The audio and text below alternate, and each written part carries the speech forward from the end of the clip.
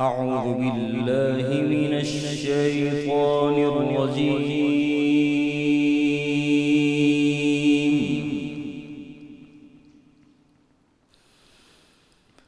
بسم الله الرحمن الرحيم.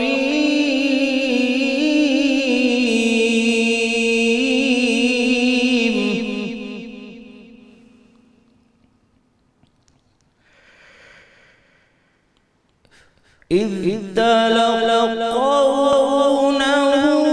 بألسنتكم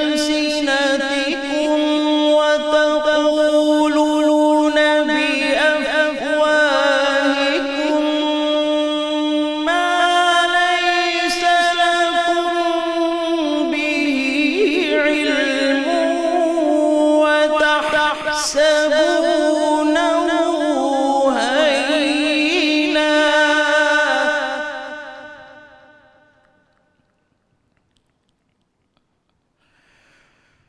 وهو عند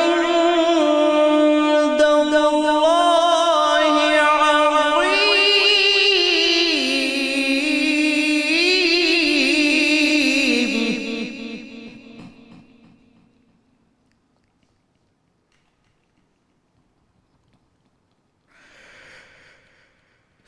ولولا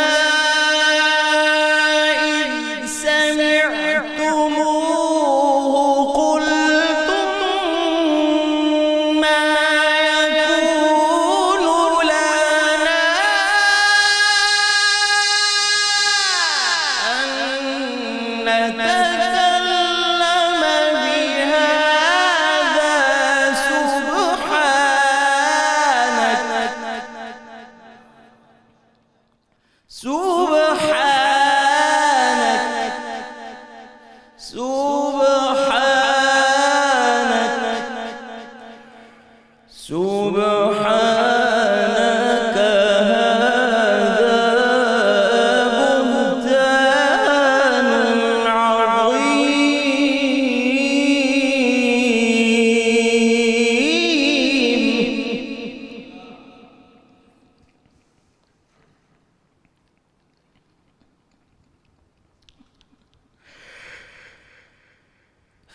ولولا إذ سمعتموه قلتم ما يكون لنا أن نتكلم بهذا سبحانك هذا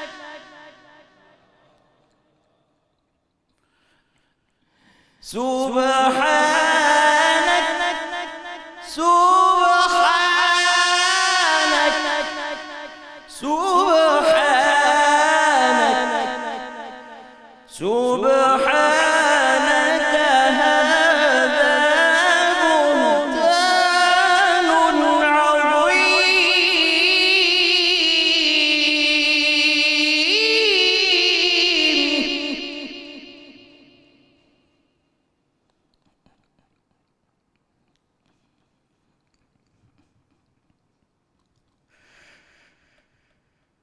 يعظكم الله أن تعودوا لمثله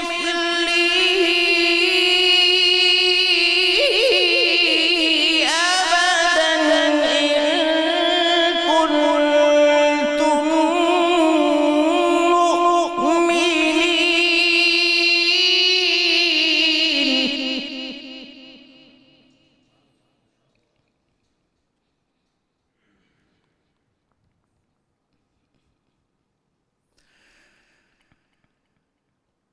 ويبين الله لكم الآيات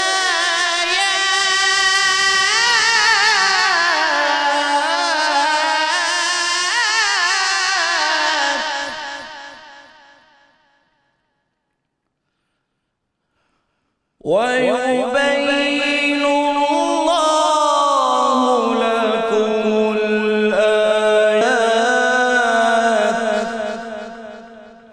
وَاللَّهُ عَلِيمٌ حَكِيمٌ.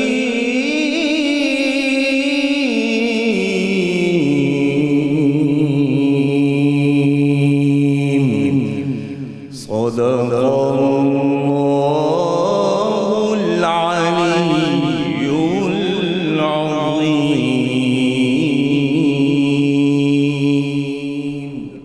ماشاءاللہ جی ماشاءاللہ ماشاءاللہ. ملک معروف ثنا خان جناب قاری عطا المنان وارسی صاحب تلاوت کلام پاک سے قلوب منور فرما رہے تھے. الحمدللہ رب العالمین والصلاة والسلام علی سید الانبیاء والمرسلین. اللہم صلی علی سیدنا و مولانا محمد وعلی آلہ واصحابہ وبارک وسلم وصلی علیہ. دنیا کے تمام دیکھنے والوں کو، تمام چاہنے والوں کو، تمام پیار کرنے والوں کو، اور جہاں جہاں تک اس وقت میری آواز کو سنا اور مجھے دیکھا جا رہا ہے، جنید اقبال کی جانب سے انتہائی محبت کے ساتھ السلام علیکم. ایک بار پھر ناظرین، آپ کو رحمت رمضان کی خصوصی براہ راست نشریات میں سحری کے اس حسین سے موقع پہ دل کی گہرائیوں سے خوش آمدید کہتا ہوں. اور آج مل کر چلیں گے اس عظیم ترین بارگاہ میں ناظرین، جو صدیقہ بنت صدیق بھی ہیں، جو حبیبۃ الرسول بھی ہیں، جو حبیبۃ المصطفیٰ بھی ہیں، جو حمیرہ بھی ہیں، جو طیبہ بھی ہیں، جن کا انتخاب رسول کی زوجیت کے لیے خود اللہ فرمائے، جن کا انتخاب رسول کی زوجیت کے لیے خود اللہ فرمائے، جن کی تصویر جبرائیل امی خود سبز ریشمی پارچے میں رکھ کر لائے، جن کی پاکی کی گواہی خود رب ذوالجلال نے فرمائی، اور جن کی شان سورہ نور میں ہے جھلملائی، جو حضرت ابو ہریرہ رضی اللہ تعالیٰ عنہ کے بعد سب سے زیادہ روایات حدیث کا ذخیرہ امت تک پہنچانے والی بھی ہیں، اور جو بچپن سے غیر معمولی ذہانت و فطانت میں لاسانی بھی ہیں، جن کی سماعتوں میں دنیا میں آتے ہی کلمہ طیبہ کی صدائیں گونجیں، اور جن کی ثنا و توصیف سے ہم گناہ گاروں کی زبانیں سجیں، جو زینت حجرہ محبوب خدا بنی، جو عصمت محبوب خدا بنی، جو عہد نبوی اور عہد خلفۂ راشدین کی عینی شاہد بھی ہیں، اور جو الفت مصطفیٰ صلی اللہ علیہ وآلہ وسلم کی مصداق واحد بھی ہیں، جن کی موجودگی میں رسول پر وحی آتی تھی، جن کی موجودگی میں رسول پر وحی آتی تھی، جن کی ہر ادا سرکار مدینہ کو بہت ہی بھاتی تھی، جو جان کائنات کی جان بن کر رہیں، تکالیف بھی جنہوں نے بے انتہا سہیں، جن کی تعلیم و تربیت خود نبی کریم صلی اللہ علیہ وآلہ وسلم نے فرمائی، جو مشن مصطفیٰ اور علم مصطفیٰ کی کسٹوڈین قرار پائیں، اشراق و چاشت، نفلی نماز و نفلی روزوں کا وہ اہتمام فرماتی تھیں، صدقات و خیرات کی کثرت بھی وہ خوب فرماتی تھیں، پیارے نبی سے محبت بھی وہ کمال رکھتی تھیں، پیارے نبی سے محبت بھی وہ کمال رکھتی تھیں، کبھی بھی وسائل کی کمی کا وہ شکوہ نہیں کرتی تھیں، جو خوف خدا اور عشق رسول کا مرقع تھیں، قرآن و حدیث کی تفسیر و تشریح کا وہ مرصع تھیں، فصاحت و بلاغت ایسی کہ دنیا جن پر نازا ہے، زمین و آسمان جن کے مقام و مرتبے پہ حیراں ہیں، جو سخاوت و فیاضی والی بھی ہیں، جو بہادری اور شجاعت والی بھی ہیں، جو زہد و قناعت بھی رکھتی ہیں، شکر والی بھی ہیں، صبر والی بھی ہیں، جو عاجزی اور انکساری والی بھی ہیں، جو گریہ ازاری والی بھی ہیں، جو خودداری والی بھی ہیں، جو ماتحتوں پر شفقت کرنے والی بھی ہیں، جو غریبوں کی مدد کرنے والی بھی ہیں، جو علم والی بھی ہیں، جو حلم والی بھی ہیں، جو پردے کا بے مثال اہتمام کرنے والی بھی ہیں، جو عفت و پاک دامنی کا اہتمام کرنے والی بھی ہیں، جو شرم و حیا کی معراج پر مسند نشی بھی ہیں، جن کے اوصاف بے شمار ہیں، جن پر کائنات کی ہر نعمت نثار ہے، جن کی مبارک حیات عورتوں کے لیے مینارہ نور ہے، جن کا ذکر ہم امتیوں کے دل کا سرور ہے، جو ماؤں کی جھرمٹ میں یکتا نظر آتی ہیں، جو محبوب خدا کو بے انتہا بھاتی ہیں، نہایت مشکل و پیچیدہ مسائل پر صحابہ جن سے رجوع کرتے تھے، ذہن میں رہے اکابر صحابہ آپ کی بارگاہ میں آتے تھے، نہایت مشکل و پیچیدہ مسائل پر صحابہ جن سے رجوع کرتے تھے، جن سوالات کے حل کہیں نہیں ملتے وہ آپ ہی سے لیا کرتے تھے، جو معنی قرآن، احکام حلال و حرام، اشعار عرب اور علم الانساب میں سب سے بڑھ کر تھیں، جو مجتہدہ بھی تھیں، مقررہ بھی تھیں، مفسرہ بھی تھیں، مجاہدہ بھی تھیں، شاعرہ بھی تھیں، تاریخ داں بھی تھیں، مروجہ قوانین اور طب کی ماہرہ بھی تھیں، جو محبوب کائنات بھی ہیں، جو جناب صدیق اکبر کا ناز بھی ہیں،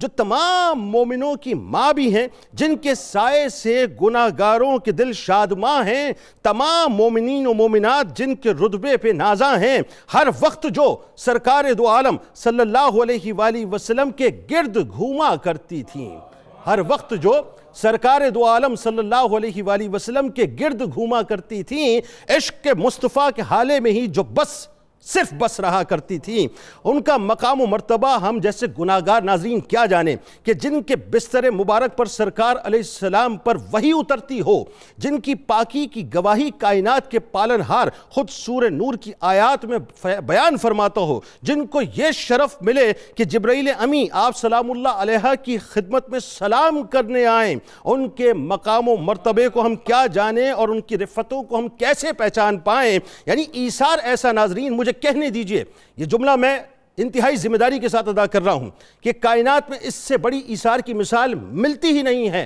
دو مصرے کہ تیری معراج کہ تو جانے کہاں تک پہنچا، میری معراج کہ میں تیرے قدم تک پہنچا۔ ناظرین کرام، ایک گناہگار کی معراج ہے کہ وہ سرکار علیہ السلام کے قدموں میں چلا جائے، تو ذرا سوچئے کہ جن کو پہلو مصطفیٰ صلی اللہ علیہ وآلہ وسلم میں جگہ ملی ہو، جن کا حجرہ رسول صلی اللہ علیہ وآلہ وسلم بن جائے، جن سے یہ درخواست کی جائے کہ بس آپ اماں جان اپنی جگہ دے دیجئے تاکہ ہم پہلو مصطفیٰ صلی اللہ علیہ وآلہ وسلم میں آرام کر لیں۔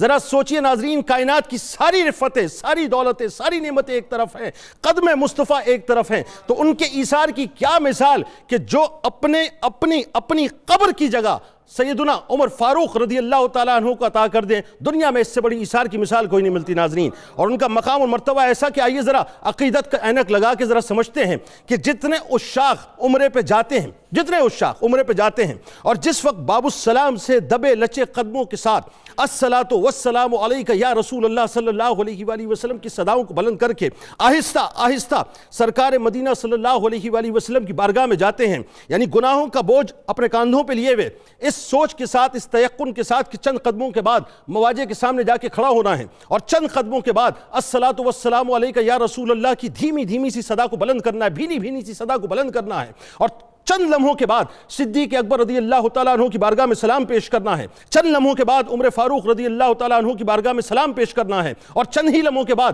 اسألک الشفاعۃ یا رسول اللہ صلی اللہ علیہ وآلہ وسلم کی صداؤں کو بلند کرنا ہے۔ ناظرین ذرا سوچئے کہ بائیں ہاتھ پہ ریاض الجنہ گزر چکا ہے، گزرنے کے بعد اچانک آپ کی نگاہ پڑتی ہے کہ آپ سنہری جالیوں کے سامنے ہیں، اور اچانک آپ کی نگاہ پڑتی ہے کہ آپ مواجہ کے سامنے جا کر کھڑے ہو چکے ہیں۔ جس وقت ایک گناہگار مواجہ کے سامنے کھڑے ہو کر اپنے سر کو جھکا کر سرکار کی بارگاہ میں اور شیخین کی بارگاہ میں سلام پیش کرتا ہے، تو سلام تو وہاں پیش کرتا ہے لیکن اپنے سر کو در سیدہ عائشہ صدیقہ سلام اللہ علیہا پہ خم کرتا ہے۔ یعنی دنیا کے کسی بھی کونے سے اب مسلمان آئے گا، ذمہ داری سے جملہ ادا کر رہا ہوں، دنیا کے کسی بھی کونے سے مسلمان آئے گا، کسی بھی کونے سے آئے گا، چاہے وہ پاکستان سے آئے، چاہے وہ ہندوستان سے آئے، چاہے وہ امریکہ سے آئے، چاہے وہ کینیڈا سے آئے، چاہے وہ یورپ سے آئے، وہ کسی جگہ سے بھی تعلق رکھتا ہو، کسی بھی آئیڈیالوجی سے تعلق رکھتا ہو، جب وہ بارگاہ مصطفیٰ صلی اللہ علیہ وآلہ وسلم میں سلام کے لیے سر جھکائے گا تو سر وہ دراصل روضہ رسول ہی پر صرف نہیں جھکائے گا، در سیدہ عائشہ صدیقہ سلام اللہ علیہ پہ جھکائے گا۔ تو یہ مقام اور مرتبہ ہے ناظرین کہ اربوں آئے، 7.25 ارب کی آبادی ہے، اربوں آئے، اربوں ہیں، کھربوں آئیں گے، اللہ اور اس کا رسول صلی اللہ علیہ وآلہ وسلم جانے کہ قیامت کب آئے گی۔ لیکن میں تو ایک بات جانتا ہوں کہ صبح و شام جس در پر جو حجرہ عائشہ صدیقہ سلام اللہ علیہ ہے کہ 70,000 صبح آتے ہیں، 70,000 شام آتے ہیں، فرشتوں کی بات کر رہا ہوں، اور جو ایک بار آ جائے باری قیامت تک نہیں آئے گی۔ یہ تو وہ سلام ہے جو اندیکھی اور انجانی مخلوق کے سلام ہے ناظرین، کہ کتنے رجال الغیب آئے اور کتنے رجال الغیب آئیں گے اور در مصطفیٰ پہ اور حجرہ عائشہ صدیقہ سلام اللہ علیہ کے سامنے سر کو خم کریں گے۔ لیکن یہ بات تو طے ہے کہ جتنے انسان آئیں گے، چاہے وہ کھربوں کی تعداد میں کتنے ہی ہوں، جو در مصطفیٰ پہ جائے گا وہ در عائشہ صدیقہ سلام اللہ علیہ پہ سر جھکائے گا، اس کے بغیر اس کا چارہ نہیں ہوگا۔ آغاز کرتے ہیں۔ ہمارے ساتھ جو شخصیات تشریف فرمائے ناظرین وہ یقیناً کسی بھی تعارف کی محتاج نہیں ہے۔ پہلی شخصیت ممتاز عالم دین ہے، ہمارے آپ کے ہم سب کے بزرگ ہیں محترم جناب پروفیسر محمد سعید احمد خان صاحب تشریف فرمائیں. دوسری شخصیت ممتاز عالم دین ہمارے بزرگ محترم جناب ڈاکٹر شبیر احمد جامی صاحب موجود ہیں. اور تیسری شخصیت ممتاز عالم دین سید زادہ ہیں ماشاءاللہ سید عتیق الرحمن بخاری صاحب. اور میرے دائیں جانب موجود ہیں آپ کے ہمارے ہم سب کے ہر دل عزیز پرنس آف قوالی کہا جائے تو غلط نہ ہوگا جناب شیر میاداد خان صاحب اپنے ساتھیوں کے ساتھ. تمام احباب کو السلام علیکم اور خوش آمدید.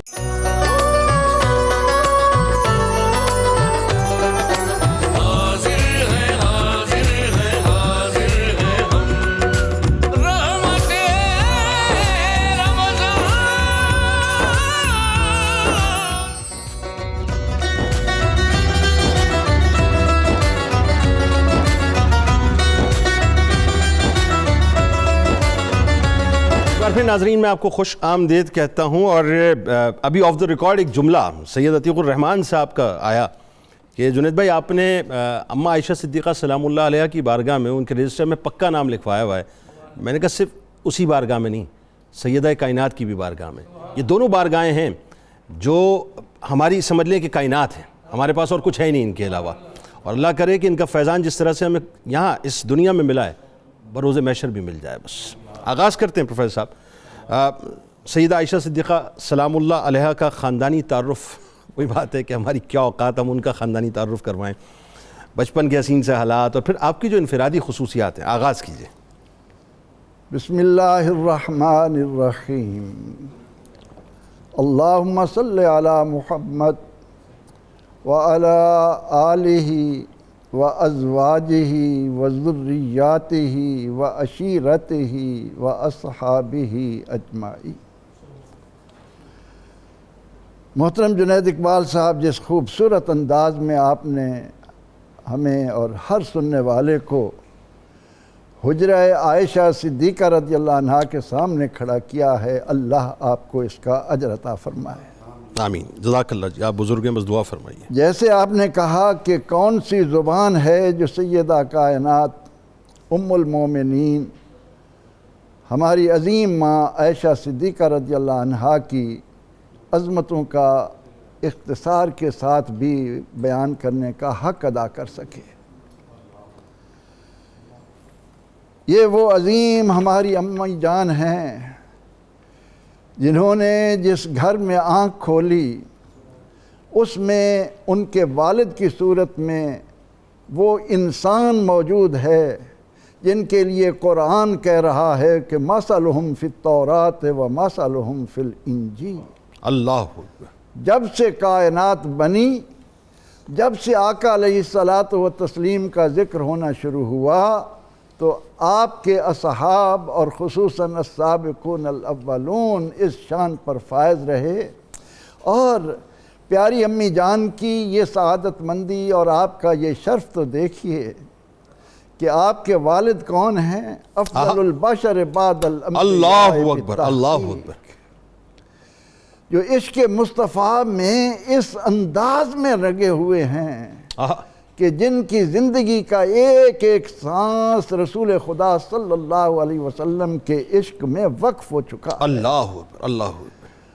آپ آنکھ کھولتی ہیں, بعثت کا 4تھا سال ہے, اور جو ہی آپ نے ہوش سنبھالا ہوگا کیا دیکھتی ہوں گی کہ ان کے والد ماجد کبھی عشق مصطفیٰ صلی اللہ علیہ وسلم میں زخمی ہو کر آ رہے, اللہ اکبر.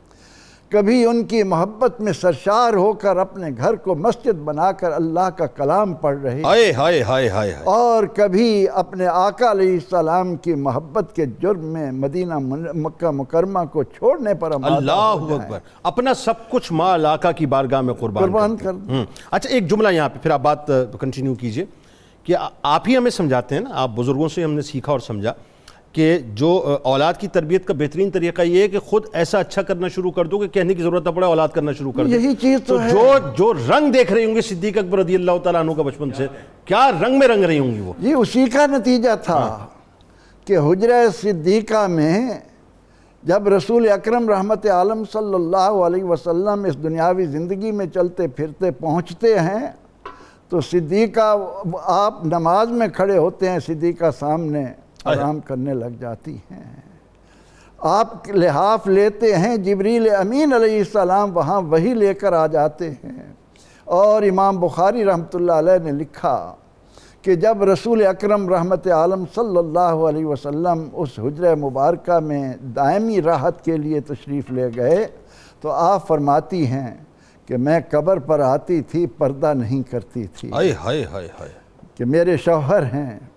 پھر جب میرے والد کو آپ کے پہلو میں رکھا گیا پھر بھی میں حاضری دیتی تھی، پردہ نہیں کرتی تھی کہ ایک میرا شوہر ہے، ایک میرا باپ ہے۔ اللہ اللہ۔ اور پھر جس ایثار کا آپ نے بڑے دردمندانہ لہجے میں بیان کیا، اتنا بڑا ایثار، کائنات میں سے بڑا ایثار ہو ہی نہیں سکتا۔ اپنی جگہ فاروق اعظم رضی اللہ عنہ کو عطا کر دینی۔ فرماتی ہیں کہ جب فاروق اعظم رضی اللہ عنہ کو وہاں رکھا گیا تو میں وہاں آتی ضرور تھی لیکن عمر کی وجہ سے میں پردہ کرتی تھی۔ آپ نے کتنے خوبصورت انداز میں قیامت تک آنے والی امت مسلمہ کو حیات النبی صلی اللہ علیہ وسلم اور صدیق اور شہید کی حیات کا کیا خوبصورت فلسفہ۔ واہ واہ واہ، کیا اچھی بات آپ نے کی ہے۔ سیدہ طیبہ طاہرہ، انفرادی خصوصیات بتائیں۔ جی وہی میں عرض کرنے لگا ہوں کہ آپ کے لیے جب ہم لفظ طیبہ کا استعمال کرتے ہیں، ہمارا نطق آتا ہے اس طرف، تو یہ وہ لفظ ہے جو آپ کو کائنات میں کسی نے نہیں، عرش علا سے رب علا نے للطیبین الطیبات للطیبین کہہ کر آپ کی طیبہ ہونے پر مرتبت کی ہے۔ یہ آپ کی انفرادی خصوصیت ہے۔ طیبہ تو ہماری ساری مائیں ہیں، ساری آل اطرت آپ کی طیبہ ہے، طاہرہ ہے، لیکن ام المومنین سیدہ عائشہ صدیقہ رضی اللہ عنہ کا طیبہ ہونا وہ ہے جسے قرآن کریم کی زینت بنایا گیا اور یہ عرش علا سے آپ کے لیے لایا گیا۔ آپ کی جب انفرادیت میں ہم جائیں تو ہم یہ دیکھتے ہیں کہ آپ ہی وہ واحد خاتون ہیں جو پیدا ہی محمد عربی صلی اللہ علیہ وسلم کے لیے تھی۔ اللہ باقرہ، باقرہ ہے۔ اللہ اکبر۔ یہ خصوصیت آپ کے سوا اور کسی کے حصے میں نہیں آئی۔ اللہ تعالیٰ نے حضور سید عالم صلی اللہ علیہ وسلم جب تشریف لاتے ہیں تو فرماتے ہیں کہ عائشہ جانتی ہو تمہارے میرے عقد میں آنے سے پہلے 3 روز مسلسل 3 روز مسلسل تمہاری صورت مجھے دکھائی گئی، جبریل امین علیہ السلام آ کر تمہیں دکھاتے اور انفرادیت کیا کیا بتائیے؟ آپ کی انفرادیت میں کہ آپ کے سوا اور کسی ام المومنین کے باپ اور ماں دونوں مہاجر نہیں بنے، یہ شرف آپ کا ہے۔ آپ ہی وہ ہیں جن کی پاک دامنی کی گواہی فرشتے آسمان سے لے کر آئے۔ اللہ کے نبی علیہ السلام اگر چاہتے اونٹ سے کہتے تو بیان کر، زمین سے کہتے تو بیان کر، درختوں سے کہتے تم بیان کرو، لیکن انتظار میں رہے کہ میری اس پیاری حمیرہ کو، حسن و جمال کی پیکر کو قرآن پاک کی یہ مہر لگ جائے کہ ان کی پاک دامنی کا ذکر بھی عرش پر ہے، عرش علا سے ان کے لیے آ رہا ہے۔ اور یہ ہے کہ فرماتی ہیں کہ میں اور میرے آقا غسل ہم ایک برتن سے کرتے تھے۔ یہ اللہ تعالیٰ نے ہمیں فرمایا کہ جب حضور علیہ السلام کا وصال ہوا تو اس وقت اللہ نے اس زمین پر ام المومنین سیدہ عائشہ صدیقہ سلام اللہ علیہا کو یہ شرف عطا کیا کہ حبیب کبریا شافع روز جزا صلی اللہ علیہ وسلم کا سر انور فرماتی ہیں کہ میرے سینے اور میرے حلقے یہ گردن کے درمیان تھا۔ یہ شرف مل رہا تھا کہ آپ میری گود میں اس طرح تھے کہ میرے سینے کے ساتھ آپ کا سر انور لگا ہوا تھا، اور اس حال میں بھی ایک ایسا شرف ہمیں اپنی پیاری ماں کا یاد رکھنا چاہیے کہ حضور سید عالم صلی اللہ علیہ وسلم نے آپ کے بھائی کو مسواک لیے ہوئے دیکھا تو اشارہ کیا، فرماتی ہیں میں سمجھ گئی میرے محبوب مسواک کرنا چاہتے ہیں۔ مسواک لے کر آپ کو دی، آپ نے منہ میں ڈالا، وہ سخت تھا۔ میں نے کہا اے میرے آقا، میرے خاوند، میرے مالک، میری جان آپ پر فدا، اگر آپ چاہیں تو میں نرم کر دوں۔ اجازت دی۔ اور اس کے بعد میں نے اس مسواک کو اپنے منہ میں ڈال کر نرم کر کے اس کو لعاب لگا کر جب آقا کو دیا تو دنیا والوں، اے امت مسلمہ کے ایک ایک فرد یہ سن لو کہ حبیب کبریا صلی اللہ علیہ وسلم جب دنیا سے تشریف لے جا رہے ہیں تو آپ کے منہ مبارک میں ام المومنین کا لعاب بھی جا رہا ہے، آپ کو یہ شرف مل رہا ہے۔ آپ ان خوبیوں کے ساتھ اس طرح متصف ہیں کہ آپ صلی اللہ علیہ وسلم فرمایا کرتے، کوئی مجھے عائشہ صدیقہ رضی اللہ عنہا کے بارے میں ایذا نہ دے کہ صفحہ ارضی پر یہ وہ خاتون ہیں جن کے لحاف میں جبریل امین علیہ السلام آ کر مجھے اللہ کا پیغام سنا۔ کسی اور زوجہ کے حجرے میں وحی نازل ہوئی؟ کوئی ایسی روایت ملتی ہے؟ جبریل امین علیہ السلام کا آنا تو ہے، لیکن وحی کے بارے میں یہ ہے کہ وحی میری صرف سیدہ عائشہ صدیقہ رضی اللہ عنہا کے لحاف میں جبریل امین علیہ السلام لایا کرتے۔ اللہ اکبر، اللہ۔ تو یہ وہ شرف ہیں جو لے کر سیدہ عائشہ صدیقہ رضی اللہ عنہا امت کے اندر ایک ممتاز حیثیت کی مالک ہوئیں، اور آپ نے دنیا کے اندر یہ مرتبہ اور مقام پایا، اور ساتھ ہی یہ پیغام دیا کہ وہ جو ہم کہتے ہیں کہ جہاں سے خمیر اٹھتا ہے وہی جگہ بنتی ہے، تو اللہ رب العزت نے اس زمین کے جس ٹکڑے سے محبوب کریم صلی اللہ تعالیٰ علیہ وسلم کے لیے مٹی لی وہ سیدہ عائشہ سبحان صدیقہ اللہ۔ رضی اللہ اچھا، اب عنہا ڈاکٹر صاحب کا ذرا یہ بتائیے کہ یہ تو ظاہر ہے جو انفرادی خصوصیات کی بات ہوئی، آپ کے خاندانی تعارف پہ بات ہوئی، اب سیدہ عائشہ صدیقہ سلام اللہ علیہا کا جو بخت چمکا وہ حرم نبوی صلی اللہ علیہ وآلہ وسلم میں آپ کی تشریف آوری ہو رہی ہے، اور اس کے ساتھ ساتھ آپ نے یہ بھی ہمیں بتانا ہے، پھر آگے جا کے ہم بات کریں گے سیدہ عائشہ صدیقہ سلام اللہ علیہا آپ سے کیسی محبت فرماتی تھی، لیکن پہلے آپ ہمیں یہ بتائیں گے سرکار علیہ السلام کی جو آپ سے محبت تھی یہ آپ نے ہمیں بتانا ہے کیسی؟ بسم اللہ الرحمن الرحیم۔ بڑی خوبصورت لب و لہجہ اور کیفیت کے ساتھ باتیں چل رہی ہیں۔ ایک قاعدہ و رسول ہے کہ اللہ تعالیٰ نے جو فیض اور ظرف جس کو دینا ہوتا ہے تو اس کے مطابق پہلے برتن اور وہ ظرف تیار کیا جاتا ہے۔ واہ واہ واہ واہ واہ، کیا کہنے؟ چونکہ حضور نبی اکرم صلی اللہ علیہ وسلم کے فیوزات علمیہ کا، روحانیہ کا آپ نے محبت بننا تھا، اس لیے چنیدگی اور انتخاب کے بڑے انوکھے رنگ بھی آپ کے ساتھ رکھے گئے۔ واہ، تو کتنا خوبصورت منظر ہے کہ جس میں آپ جب حرم نبوی میں آ رہی ہیں تو آپ کی تصویر مبارک کون لا رہا ہے، کس کے آرڈر پر لا رہا ہے، اور آپ کو خواب میں کیسے دکھایا جا رہا ہے۔ سبحان اللہ، سبحان۔ چونکہ آپ کو پتہ ہے فیض رسانی کا ایک رنگ چلنا تھا، اور حضور نبی اکرم صلی اللہ علیہ وسلم کا جو عائلی زندگی کے حوالے سے فیضان امت تک بٹنا تھا، اس کی اصل امانت دار حضرت عائشہ صدیقہ رضی اللہ تعالی عنہا باقی ازواج مطہرات کے ساتھ بننے والی تھی اور نمایاں تھیں، تو لہٰذا اس کے لیے یہ ایک انوکھا رنگ دیکھیں کہ حضرت جبرائیل علیہ السلام سبز چادر میں ایک خوبصورت تصویر لا کر آپ کو خواب میں دکھاتے ہیں، اور آپ جب دیکھتے ہیں تو وہ کہتے ہیں جی یہ وہ خاتون ہیں جن کی ازل سے آپ کے ساتھ نسبت طے ہے، یہ صرف ازل سے نہیں، یہ ابد تک بھی آپ کے ساتھ ہوں گے۔ یعنی اللہ تعالیٰ امام الملائکہ کے ذریعے سے امام الانبیاء کو جو ہیں یہ پیغام دے رہے ہیں کہ آپ کی نسبت ان سے طے ہے۔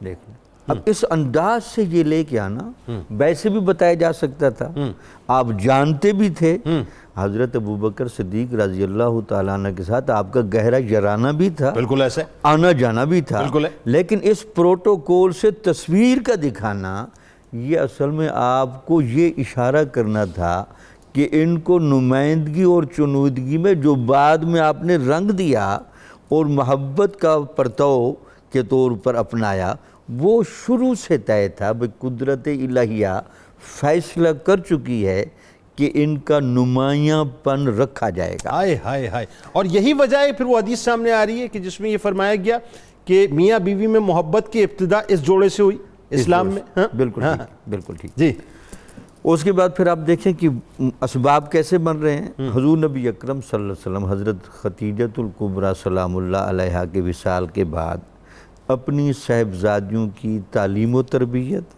حفاظت اور پھر نبوی مصروفیات کی وجہ سے ذرا سوچتے تھے کہ آگے نظام کو کس طرح چلانا چاہیے.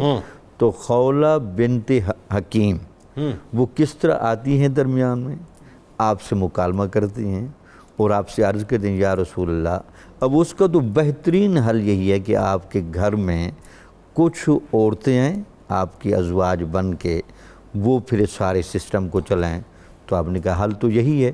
تو انہوں نے کہا کہ 2 نام میرے پیش نظر ہیں. تو آپ نے فرمایا کون کون سے نام لیے گئے؟ تو حضرت سودا بنت زموہ اور حضرت عائشہ صدیقہ رضی اللہ تعالیٰ عنہ بنت ابو بکر صدیق. تو آپ نے کہا آپ ان دونوں سے جا کے بات کریں. ٹھیک. اب دیکھیں قدرت کا نظام دیکھیں، وہ جو رازدان ہیں آپ کی، وہ حضرت سودا کے والد کے پاس پہلے نہیں جا رہی ہیں، پہلے سیدنا صدیق اکبر کے گھر جا رہی ہے. اچھا. کیونکہ وہ بھی منشاء نبوی کو سمجھتی تھی کہ اگر بات ادھر پہلے ہو جائے تو بہتر ہے. صحیح. تو وہ بار وہاں گئیں. تو حضرت زینب ام رومان حضرت عائشہ صدیقہ کی والدہ ماجدہ جس گہری طبیعت کی ہوں گی اور جن کے بطن کو یہ سعادت ہے کہ ان سے اتنی خوبصورت اولاد اور پاکیزہ لوگ ہیں. تو انہوں نے کہا کہ آج تو سیدنا صدیق اکبر نہیں ہیں، کل جو ہی آتے ہیں تو میں ان سے بات کروں گی. ٹھیک ہے. بہرحال پھر وہاں سے وہ سیدھا حضرت سودا کے والد کو آ کر ملی. ٹھیک ہے. ان سے بات کی تو انہوں نے کہا جی حضرت سودا کی جو عمر مبارک ہے وہ تو 50 سال ہے. تو انہوں نے کہا یہاں عمر کا تناسب نہیں، یہاں فیضان نبوی کے پیمانے ہی جدا ہیں. ہاں، یہاں وہ رشتوں کا تناسب اس تناسب نہیں جو ہم سمجھتے ہیں. یہاں تو فیض رسانی کے لیے جو بھی دامن لے کے آ جائے گا اس کو فیض مل جائے گا. بہرحال وہاں بھی پھر آپ کی بات ہو گئی.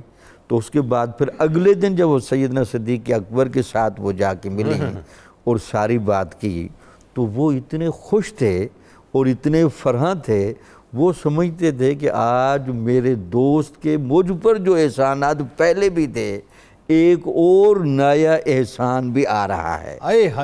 تو پھر حضور نبی اکرم صلی اللہ علیہ وسلم کے ساتھ حضرت عائشہ صدیقہ کا یہ رشتہ طے ہوا. لیکن اس میں کوئی ایک بات بھی تھی نا کہ بھتیجی سے نکاح کیسے؟ وہ پھر میں ڈیٹیل میں نہیں گیا چونکہ سیدنا صدیق اکبر رضی اللہ تعالیٰ نے کہا کہ ہمارے ہاں ایک تاثر چل رہا ہے کہ ہم آپس میں دوست تو ہیں لیکن ہم بھائی بھی بنے ہوئے ہیں. اتنا ہمارا یارانہ بھائیوں والا ہے. تو یہاں تو ایک رسم چل رہی ہے کہ جو 2 بندے آپس ایک دوسرے کو بھائی کہہ دیں تو وہ رشتہ بھی نہیں دے سکتے. تو حضور نبی اکرم صلی اللہ علیہ وسلم تک جب یہ بات پہنچی تو آپ نے خود سیدنا صدیق اکبر کو بھی سمجھایا کہ اس میں پریشانی کی ضرورت نہیں، یہ ایک رسم ہے، یہ دین کا درجہ نہیں رکھتی. وہاں سے وہ سوچ ختم ہوئی. وہاں سے سوچ اس جاہلانہ رسم کو بھی ختم کیا. بالکل ٹھیک. پھر وہ رشتہ آیا. تو پھر سیدنا صدیق اکبر نے جس لاڈ اور محبت سے وہ خطبہ نکاح پڑھایا، میں تو کہتا ہوں اس براتیوں میں وہ جو آپ جملہ کہہ رہے تھے کچھ انہونی مخلوق بھی آئی ہوتی ہے. میرا وجدان کہتا ہے کہ یہ جو نکاح ہو رہا ہے جس اہتمام سے ہو رہا ہے اس میں سارے فرشتے اور سارے انبیاء کی ارواح بھی موجود تھی. سبحان اللہ. اور یہ خوبصورت منظر رچایا گیا. پھر اس کے بعد جب حضرت عائشہ صدیقہ رضی اللہ تعالیٰ عنہ آپ کے باقاعدہ عقد میں آ گئیں، وہ باقاعدہ کتنا خوبصورت منظر ہے. اس میں میاں بیوی کے اعتبار سے وہ لاڈ و پیار کی جو روایات ہیں، اس کے بعد وہ سارا ماحول ہے، اس میں اتنی رحمت و برکت ہے اور اتنی فیض رسانی ہے کہ یہ ساری امت محمدہ کے لیے اسوہ حسنہ کا درجہ رکھتی ہے. اس میں ایک اور بات بڑی خاص، آپ کی رخصتی شوال میں ہوئی تھی. جی. اور شوال کا جو تصور اس زمانے میں عرب میں تھا، خاص طور پر مدینہ شریف میں، چونکہ طاعون کی بیماری آئی تھی تو وہ شوال میں کوئی نکاح وغیرہ رخصتی وغیرہ نہیں کرتے تھے، اس سے ڈرتے تھے. سرکار علیہ السلام نے 2 کام کی، ایک تو رشتے والی بات آ گئی اور جو رخصتی ہوئی شوال کے مہینے میں تو اس سوچ کو بھی ختم کیا کہ شوال کا مہینہ منوس مہینہ نہیں ہے معاذ اللہ، یہ بھی اللہ ہی کا مہینہ ہے. تو وہ سوچ بھی وہاں پہ ختم ہوئی. بالکل ٹھیک. اچھا، اب سلسلے کو ذرا سید صاحب آگے بڑھاتے ہیں. اب آپ کی بارگاہ میں آتے ہیں، ذرا بتائیے کہ سیدہ عائشہ صدیقہ سلام اللہ علیہا، آپ کے فضائل میں، آپ کی مناقب میں جتنی احادیث آئیں اور جب ہم وہ احادیث پڑھتے ہیں تو ایک ناز، ایک مان، ایک محبت، ایک مودت، ایک عجیب ہی خوشبو اس میں آتی. بتائیے ذرا. بسم اللہ الرحمن الرحیم. جیسے جنید بھائی ایک آف دی ریکارڈ میرا جملہ آپ نے سب کے سامنے بیان کیا کہ جیسے صدیقہ کائنات سے ہمارا غلامی کا تعلق ہے، ویسا ہی سیدہ کائنات سے نسل در نسل چاکری کا تعلق ہے. الحمدللہ. میں یہاں سے یہ جملہ شروع کروں کہ آج جو کیفیت آپ نے بنائی ہے مواجہ شریف کی اور حجرہ عائشہ صدیقہ کی، تو حجرہ عائشہ صدیقہ کا رات کا منظر صاحب ضیاء النبی نے کچھ اس طریقے سے لکھا ہے کہ سرکار دو عالم صلی اللہ علیہ وسلم ساری نبوی مصروفیات کے بعد جب حضرت عائشہ صدیقہ کے حجرے میں تشریف لے کے آتے اور عائشہ صدیقہ کے حجرے میں آ کے اپنے امامہ مبارک کو اتارتے اور آپ کی واللیل والی زلفیں فضائے مدینہ میں لہراتی، تو گویا کیفیت یہ پیدا ہو جاتی جو آج یہاں پر پیدا ہوئی ہے. ہوا کی خوشبو بتا رہی ہے وہ زلف اپنی سجا رہے ہیں، سواری طیبہ سے چل پڑی ہے حضور تشریف لا رہے ہیں. اور قطرے کو سمندر ذرے کو ستارہ کرتے ہیں. میں نے بات کہیں اور سے شروع کرنی تھی، آپ ربط کہیں اور لے گئے. قطرے کو سمندر ذرے کو ستارہ کرتے ہیں، کونین کو خم آ جاتا ہے جب زلف سنوارا کرتے ہیں. تو حضرت سیدہ عائشہ صدیقہ کا میرے حبیب کے ساتھ وہ تعلق تھا جو امت مسلمہ کو ناز کرنے کے معاملے پر لے کے جاتا ہے. میں شروع یہاں سے کروں گا کہ سیدہ کائنات سے، یہ صحاح ستہ کی احادیث ہیں، سیدہ کائنات سے کسی نے سوال کیا مجھے یہ بتائیے آقا کونین صلی اللہ علیہ وسلم عورتوں میں سب سے زیادہ محبت کس سے کرتے تھے؟ سوال کس سے ہو رہا ہے سیدہ کائنات، اور سوال ہو کیا رہا ہے؟ واہ. آپ نے ابھی سوال پوچھنے والے کے الفاظ اپنے منہ میں تھے تو سیدہ کائنات ارشاد فرماتی ہیں صدیقہ کائنات سے، اللہ اکبر، حضرت عائشہ صدیقہ سے. تو دوسرا سوال ہوا کہ مردوں میں سب سے زیادہ محبت کس سے کرتے ہیں؟ تو آپ نے کہا صدیقہ کائنات، صدیق اکبر سے. اب یہی سوال مسلم شریف میں حضرت عائشہ صدیقہ سے ہوا کہ بتائیے آقا کونین عورتوں میں سب سے زیادہ محبت کس سے کرتے تھے؟ آپ نے فرمایا سیدہ کائنات سے. ہائے ہائے کیا محبت ہے، منظر سنیے سیدہ کائنات سے. پھر اگلا سوال ہوا کہ مردوں میں کس سے زیادہ محبت کرتے تھے؟ آپ نے فرمایا مولا کائنات سے. تو یہ گھر ہے. اب یہاں پر منظر دیکھیں کہ فضائل میں آپ کی خدمت میں عرض کروں کیسے نہ فضیلتیں ملیں کہ جب بابا یہ کہتے ہیں النظر الی وجہ رسول اللہ، یہ ایک کیفیت ہے کہ آنکھیں میری ہوں، چہرہ رسول اکرم کا ہو، میں ہر وقت دیدار کرتا رہوں. بتانے والے کون؟ صدیق اکبر. پوچھنے والی کون؟ صدیقہ کائنات. صدیقہ کائنات. اور اس روایت کو امت تک پہنچانے والی ذات کون ہے؟ مولا کائنات کی، کہ دیکھو کہ یہ محبتیں کیا ہیں. اب یہاں پر دیکھیے آپ نے فرمایا النظر الی وجہ رسول اللہ وانفاق مالی علی رسول اللہ، کہ اے میرے نبی نگاہیں میری ہوں، چہرہ آپ کا ہو، مال میرا ہو، حکم آپ کا ہو. اور پھر تیسری بات کی کہ جب دونوں چیزیں بالکل مکمل ہو جائیں، پاکیزہ ہو جائیں، مقبول ہو جائیں، جیسے میرے صاحبان عرض کر رہے تھے اس بارگاہ ناز میں، تیسری بات پھر کی وَأَن يَكُونَ ابْنَتِي تَحْتَ رسول اللہ. اب آرزو یہ ہے کہ وہ بیٹی جو نگاہوں سے اور مال سے یوں فیض پا کے رزق حلال کا، طہارت کا مجسمہ بن کے آئے. ان اللہ طیب یحب الطیب، نظیف یحب النظافہ، کریم یحب الکرم، جود جواد یحب الجودہ. یہ اسی ذات کے لیے ارشاد ہوا ہے. یہاں پر منظر دیکھیے کہ یہ جو میری شہزادی ہے پھر آپ کے پاس ہے تو دو معاملات ہوں. پہلا معاملہ یہ کہ آپ کے گھر میں آپ کے لیے سکون کا ذریعہ بنے، اور دوسرا معاملہ یہ کہ آپ خود ارشاد فرمائیں. فضیلت پہ جملے کون بولنے لگا ہے؟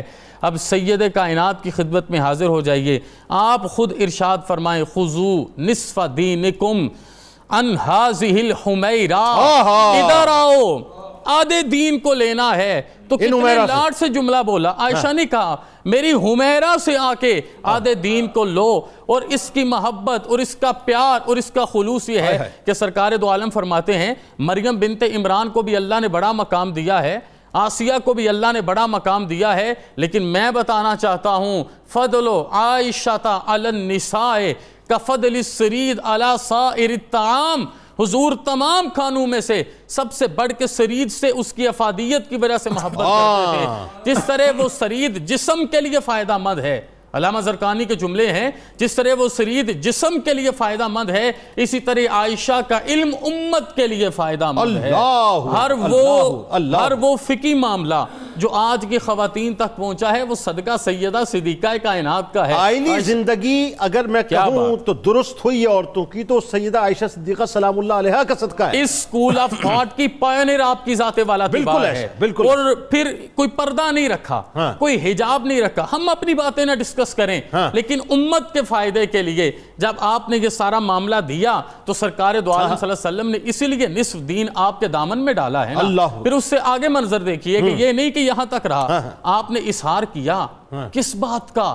حضور کے قدوم مبارک میمنت العظوم میں فاروق اعظم کو جگہ دے دی ہے، اور فاروق اعظم کی کیفیت یہ ہے کہ وہ تمام امہات المومنین کو 1000 درہم کا وظیفہ دیتے ہیں، جب آپ کی باری آتی ہے تو 2000 دیتے ہیں۔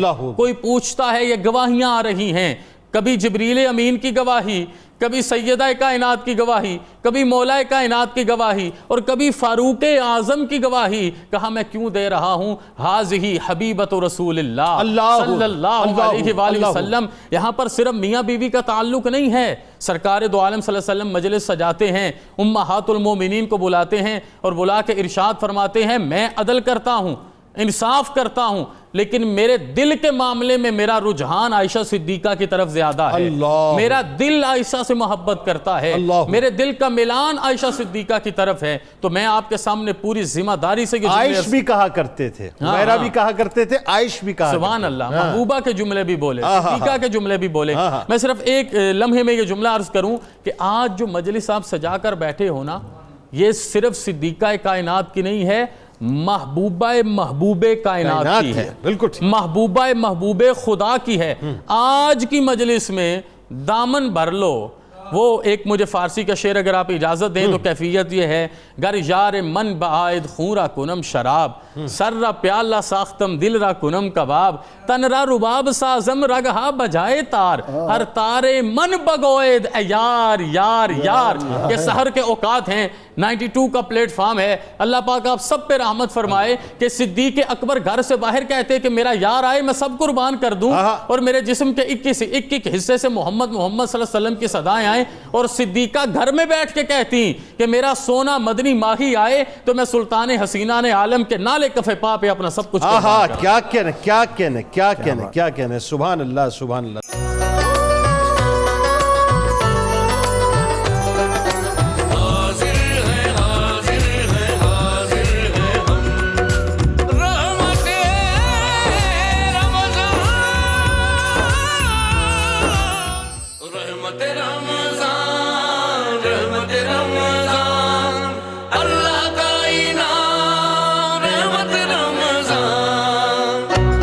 ایک بار پھر ناظرین میں آپ کو خوش آمدید کہتا ہوں۔ ایک عجیب کیف و سرور والی محفل ہے آج، اور میں ابھی عرض کر رہا تھا بزرگوں سے کہ اما عائشہ صدیقہ سلام اللہ علیہا کا تذکرہ پاک ایسا ہے کہ ویسے تو ظاہر ہے ہماری جتنی مائیں ہیں تمام ہی امہات المومنین، سب کے رتبے بلند، سب کا مقام بلند، لیکن ایک عجیب مامتا کا تصور آپ کے تذکرے سے آتا ہے ناظرین۔ پروفیسر صاحب، کس طرح ہو بیاں رفعت عائشہ، کس طرح ہو بیاں رفعت عائشہ جب ہے قرآن میں مدحت عائشہ، کس طرح ہو بیاں رفعت عائشہ جب ہے قرآن میں مدحت عائشہ، طیبہ طاہرہ سیدہ زاہدہ مرحبا مرحبا عظمت عائشہ، عالمہ فاضلہ مفتیہ آپ ہیں عیاں چار سو حکمت عائشہ، عابدہ ساجدہ حافظہ آپ ہیں، عابدہ ساجدہ حافظہ آپ ہیں، مجھ سے ہو کیا بیاں عزت عائشہ، محسنہ آپ ہیں اہل اسلام کی، دیکھ لو سیرت عائشہ، درس لیتے تھے اصحاب بھی آپ سے، لوٹتے تھے بہت برکت عائشہ، چہرہ افق پہ خاک اڑنے لگی، چہرہ افق پہ خاک اڑنے لگی، سورہ نور ہے عفت عائشہ، حجرہ عائشہ مرکد مصطفیٰ، حجرہ عائشہ مرکد مصطفیٰ، واہ کیا خوب ہے شوکت عائشہ، فاطمہ اس سے راضی رہیں گی صدا، فاطمہ اس سے راضی رہیں گی سدا، جس کو تسلیم ہے عصمت عائشہ، واہ واہ، اس کا بگڑا نصیبہ سنورتا گیا، اس کا بگڑا نصیبہ سنورتا گیا، مل گئی جس کو بھی رحمت عائشہ، تو مشاہد صدا ان کی توصیف کر، تو مشاہد صدا ان کی توصیف کر، تجھ پہ بڑھ جائے گی شفقت عائشہ۔ پروفیسر صاحب ذرا بتائیے آپ کہ اب وہ موقع ہے کہ جہاں پہ ہمیں لے چلیں آپ اپنے ساتھ سیدہ عائشہ صدیقہ سلام اللہ علیہا کی جو گواہی پاکی کی اللہ تبارک و تعالیٰ نے سورہ نور میں دی، آغاز کیجئے۔ اللہ رب العزت نبی رحمت صلی اللہ تعالی علیہ وسلم کے دامن رحمت سے وابستہ ہونے والی ایک ایک چیز کو عظمتوں سے نواز دیتا۔ واہ۔ اب قرآن کریم میں ہمیں یہ تو بتایا کہ اے اہل ایمان، میرے محبوب علیہ السلام کے دامن رحمت میں زوجہ بن کر آنے والی یہ میرا انتخاب ہے۔ واہ۔ یہ تو قرآن نے ہمیں بتایا کہ ان کے بارے میں کوئی خیال بھی برا اپنے ذہن میں نہ لانا، کیوں؟ اس لیے کہ پوری کائنات میں آدم علیہ السلام سے لے کر قیامت تک ان جیسی کوئی اور عورت نہیں ہے۔ لیکن سورہ نور کی صورت میں اللہ رب العزت نے سیدہ عائشہ صدیقہ رضی اللہ عنہا کے ذریعے ازواج مطہرات کو ایک اور جہت عطا کر دی عظمت کی۔ اللہ اکبر۔ ہم نے قرآن پاک میں دیکھا کہ جس کسی نے رسول اکرم رحمت عالم صلی اللہ علیہ وسلم کے متعلق کوئی نازیبا تصور بھی کیا، ذہن میں بھی لایا، اللہ اس پر خاموش نہیں رہا، اس نے اینٹ کا جواب پتھر سے دیا۔ اللہ اکبر، اللہ اکبر۔ فرما دیا ذرنی والمکذبین، محبوب چھوڑ دو مجھے اور ان جھٹلانے والوں کو۔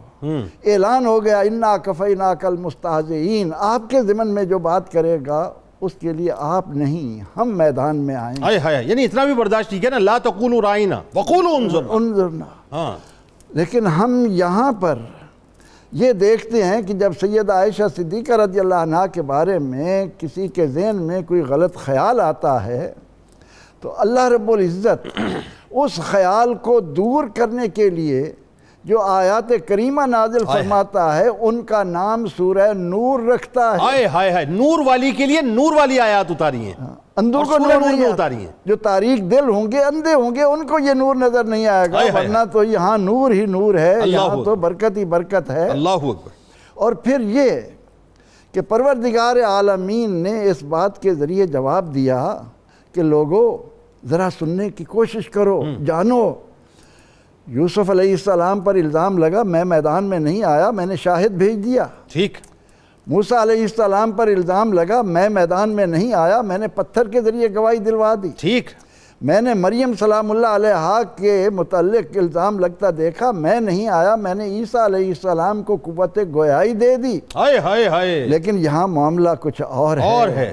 یہ میرے محبوب جو ہیں قد جاءکم برہان من ربکم، یہ تمہارے پاس میرے وجود کی دلیل بن کر آئے ہیں۔ ان کے بارے میں جو کوئی بھی زبان کھولنے کی کوشش کرے گا اس پر کسی اور طرح سے گواہی نہیں دلواؤں گا، میں خود رب رحمان میدان میں ہائے ہائے ہائے، یعنی وہ آپ کی بات بڑی ہوتی ہے کہ یوسف علیہ السلام کی بات آئی تو گواہی بچے سے دلوائی، ان کی پاکی کی بات آئی، اور یہاں محبوب خدا کی محبوبہ کی بات آئی تو گواہی خود رب کائنات نے۔ خود رب کائنات۔ ہائے ہائے، یعنی مریم پر سوال اٹھتا ہے تو عیسیٰ علیہ السلام بول پڑتے ہیں، اللہ اکبر۔ موسیٰ علیہ السلام پر آتا ہے تو پتھر کپڑے اٹھا کر دوڑ جاتا ہے۔ لیکن یہاں پر ایک تو اس کو نور کا نام دیا تاکہ دل کے اندھے اس بات کی طرف آ جائیں کہ یہاں نور ہی نور ہے، اگر ہمیں نظر نہیں آ رہا تو یہ ہماری اپنی آنکھوں کا فطور ہے۔ اللہ رب العزت نے، کیا اچھی بات آپ نے کہی، یہاں نور ہی نور ہے، اب اگر تمہیں نظر نہیں آتا تو تمہاری آنکھوں کا فطور ہے۔ کیا بات ہے، واہ۔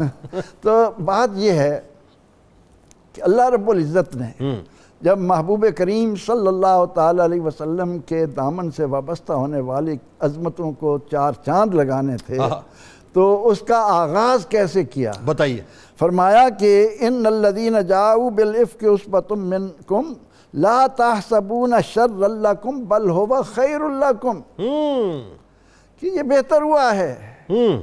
کیا مطلب کہ ایک لائن کھینچ دی گئی ہے، برے ایک طرف ہوں گے، بہتر ایک طرف ہوں گے۔ اللہ، یہ واقعہ قیامت تک آنے والے مسلمانوں میں خط امتیاز کے طور پر کھینچا جاتا رہے گا اللہ اللہ اللہ کہ دامن مصطفیٰ صلی اللہ علیہ وسلم سے وابستہ اہل بیت، خواہ وہ ازواج مطہرات ہوں، خواہ وہ اور تعلق رکھنے والے ہوں، ان کے بارے میں برا خیال کرنے والے وہ شر میں مبتلا ہیں، اور یہاں خیر ہی خیر ہے۔ پھر یہ کہ قرآن کریم نے یہ کہا کہ سبحانک ھذا بہتان عظیم، کتنے خوبصورت انداز میں اللہ تعالیٰ نے فرمایا کہ ہم نے پاک بندوں کے لیے پاک عورتوں کا انتخاب کیا ہے۔ تم کیا جانو، تم نے میرے محبوب علیہ السلام کے دامن میں آنے والے اس پاکیزہ خاتون کے بارے میں بات نہیں کی، تم نے تو میرے محبوب علیہ السلام کے بارے میں بات کی ہے،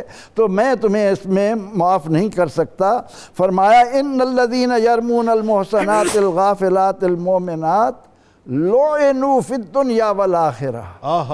اب یہ کلمات قرآن کریم کے دنیا کو بتاتے رہیں گے کہ اس پاک خاندان پر انگشت اٹھانے والا، برا خیال لانے والا، دنیا اور آخرت دونوں میں اللہ کی طرف سے لعنت میں مبتلا کر دیا جائے گا، اس کو رحمت نصیب یعنی نہیں۔ اس کا مطلب یہ ہوا، جو ایک آسان سا مطلب فلسفہ جو سمجھ آتا ہے اور ایک طالب علم کی حیثیت سے، کہ قرآن کی تلاوت صبح و شام ہو رہی ہے، دن رات ہو رہی ہے، 24 گھنٹے ہو رہی ہے، اور کتنی تعداد میں ہو رہی ہے کسی کو نہیں پتہ۔ انسان بھی پڑھ رہے ہیں، جنات بھی پڑھ رہے ہیں جو مسلمان ہیں، ملائکہ بھی پڑھ رہے ہیں، یعنی قرآن پڑھا جا رہا ہے تو سورہ نور بھی پڑھی جا رہی ہے، سورہ نور پڑھی جا رہی ہے، تو اس کا مطلب یہ ہے کہ سیدہ عائشہ صدیقہ سلام اللہ علیہا کی رفعت کو مستقل کائنات بیان کر رہی ہے، مستقل کائنات کی بیان کر رہی ہے۔ عظمتوں کے چار چاند۔ ہائے ہائے ہائے ہائے سبحان اللہ۔ بات آگے بڑھاتے ہیں ڈاکٹر صاحب، چونکہ ظاہر ہے سورہ نور کی خاصی آیات ہیں، 18 آیات تقریباً آپ کی برات کے لیے اتری، لیکن یہ کہ اصل کانٹیکسٹ تو یہ کہ اللہ تبارک و تعالیٰ نے آپ کو یہ رفعت و مقام عطا کیا۔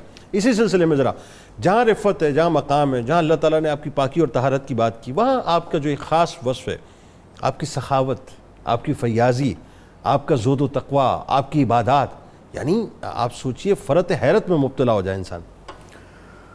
بسم اللہ الرحمن الرحیم۔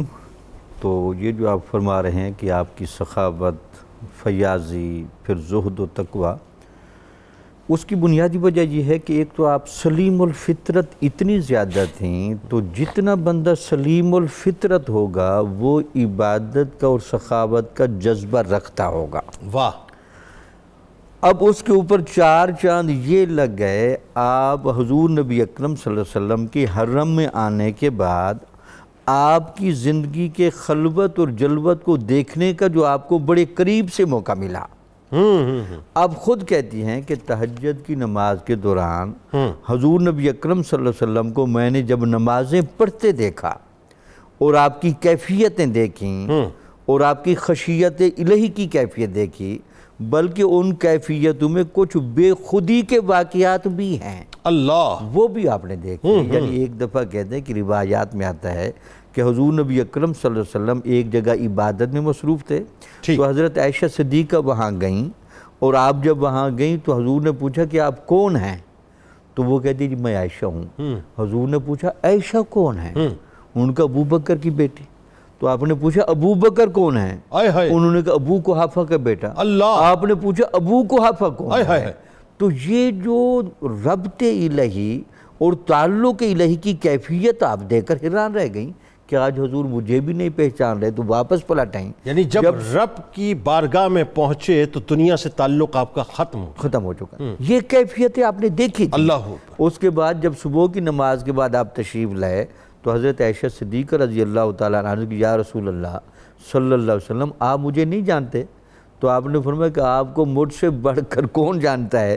تو وہ کہنے لگی کہ رات کا ایک واقعہ پیش آیا تو میں اپنا نام لیتی رہی، والد کا، دادا کا، تو آپ نے کہا ہاں لی مع اللہ وقت، میرا اللہ تعالیٰ کے ساتھ وہ خاص وقت متعین ہے، اس وقت میں نہ وہاں فرشتہ آ سکتا ہے نہ وہاں کوئی نبی آ سکتا ہے۔ اللہ۔ اس لیے جب آپ آئی ہوں گی تو گویا کہ اگر اس کو میں سادہ لفظ میں کہوں، میری اور اللہ تعالیٰ کی اتنی پرائیویٹ میٹنگ ہوتی ہے کہ اس میں کسی کو مداخلت کی اجازت نہیں، تو اس دوران عائشہ میں آپ کو واقعی نہیں پہچانتا، اب میں آپ کو پہچانتا ہوں۔ ٹھیک۔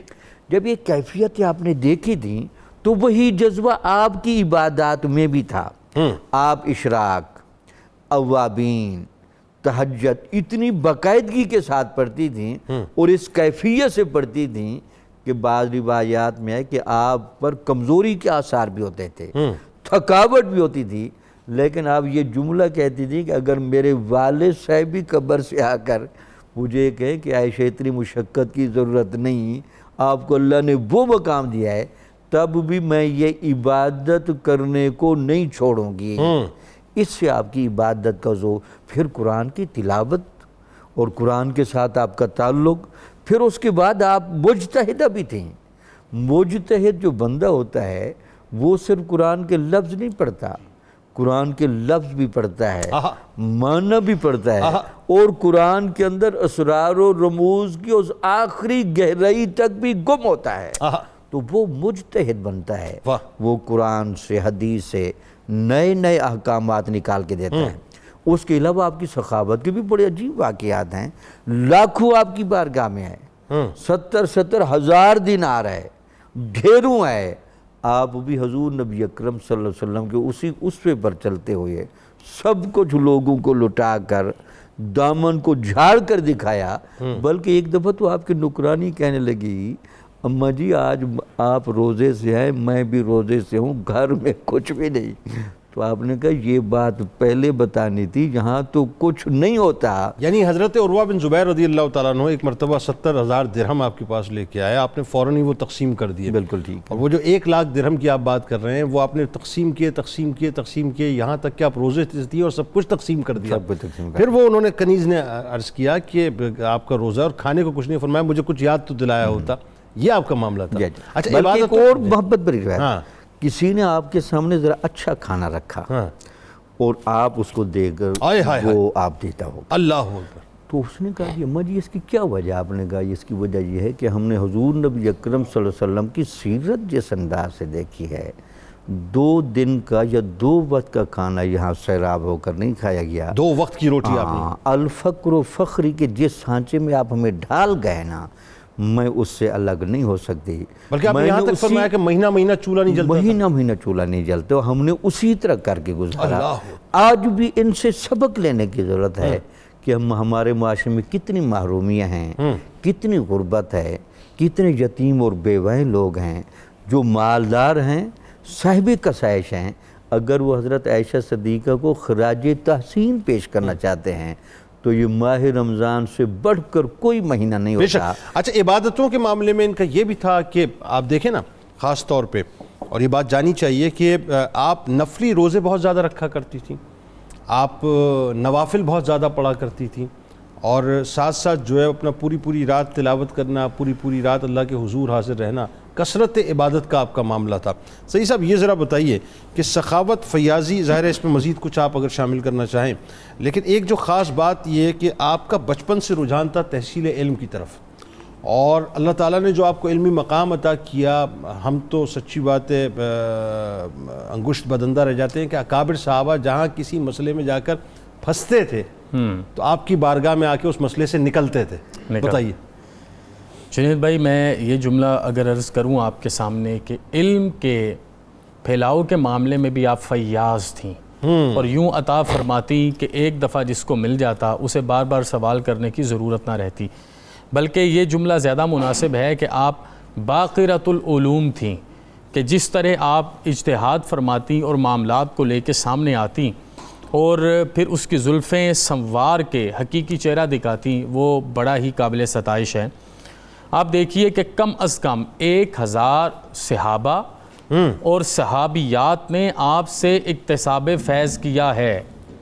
اور صرف یہ نہیں کہ کبھی کسی مسئلے پر اڑ گئے اور اڑ کے آ گئے اور اس کے بعد آپ نے چند جملے عطا فرمائے اور علم و حکمت پر مبنی آپ جملے عطا فرماتی تھی.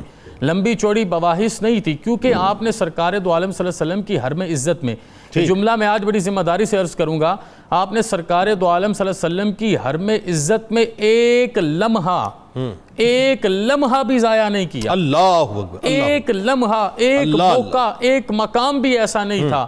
ایک دفعہ سرکار دو عالم صلی اللہ علیہ وسلم نے ارشاد فرمایا، من حسب عذب، کہ جس سے سوال ہو گیا نا تو اس کے لیے وہ آزمائش بن جائے گا۔ تو آپ نے جب اس کو دیکھا، پھر دوسری طرف قرآن حکیم کو دیکھا، تو سرکار دو عالم صلی اللہ علیہ وسلم کی خدمت میں حاضر ہوئیں۔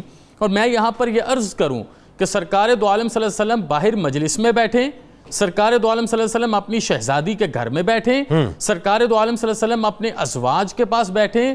جناب علم اور مقام ملتا ہی تب ہے جب ادب کے سانچے میں ڈل کے بارگاہ حبیب داور میں پلکوں سے اللہ اکبر، شوق بھی چاہیے، عاجزی بھی چاہیے اور نیاز مندی بھی چاہیے، پھر سوز و تپش کو رحمتیں ملتی ہیں۔ آپ نے کہا میرے ماں باپ آپ کے قدموں پر قربان جائیں۔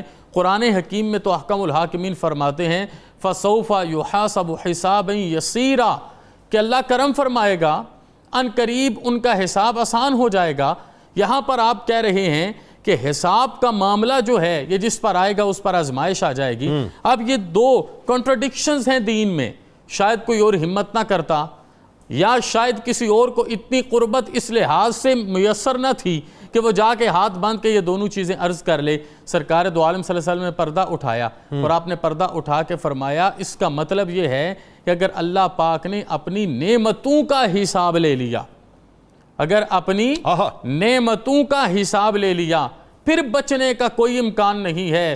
پھر وہ جو پتھر کے اندر 500 سال عبادت کرتا رہا اور عبادت کر کے قیامت کو کہے گا اے میرے اللہ مجھے میری عبادت کی وجہ سے جنت عطا فرمائی جائے، میرا رب ایک طرف 500 سال کی عبادت، میں تمام امت مسلمہ کو آج متوجہ کر کے عرض کرنا چاہوں گا، خاص کر کے جوانوں کو، ایک طرف 500 سال کی بے ریا پتھر کے اندر قید عبادت ہے، اور دوسری طرف اللہ ایک آنکھ رکھے گا، آنکھ کی نعمت 500 سال کی عبادت سے باری ہو۔ اللہ اکبر، اللہ اکبر۔ آپ منظر دیکھیں، یعنی آپ سوچئے کہ وہ پہاڑ پہ جو عبادت ہو رہی ہے اس کے 30 میل چاروں طرف سمندر کا پانی ہے، اور وہ دعا کرتا تھا کہ بنی اسرائیل کا شخص کاش مجھے سجدے میں موت آئے، اور اللہ تعالیٰ نے انار کا ایک جو ہے وہ پیڑ اگا دیا تھا جو سیزنل پھل ہے، اسے چشمے سے پانی پیتا انار کھاتا، اور سجدے میں موت آ گئی، اور جب بارگاہ میں حاضر ہوا تو اس نے کیا کہا کہ مجھے میرے اعمال کی بنیاد پہ بخش دے۔ اب اللہ نے بتایا تو کچھ نہیں تھا، وہاں سے لے کے تجھے جو کچھ بنایا اور دعا قبول کی کیا کچھ دیا، تیری ایک آنکھ کی بینائی ایک طرف ہے اور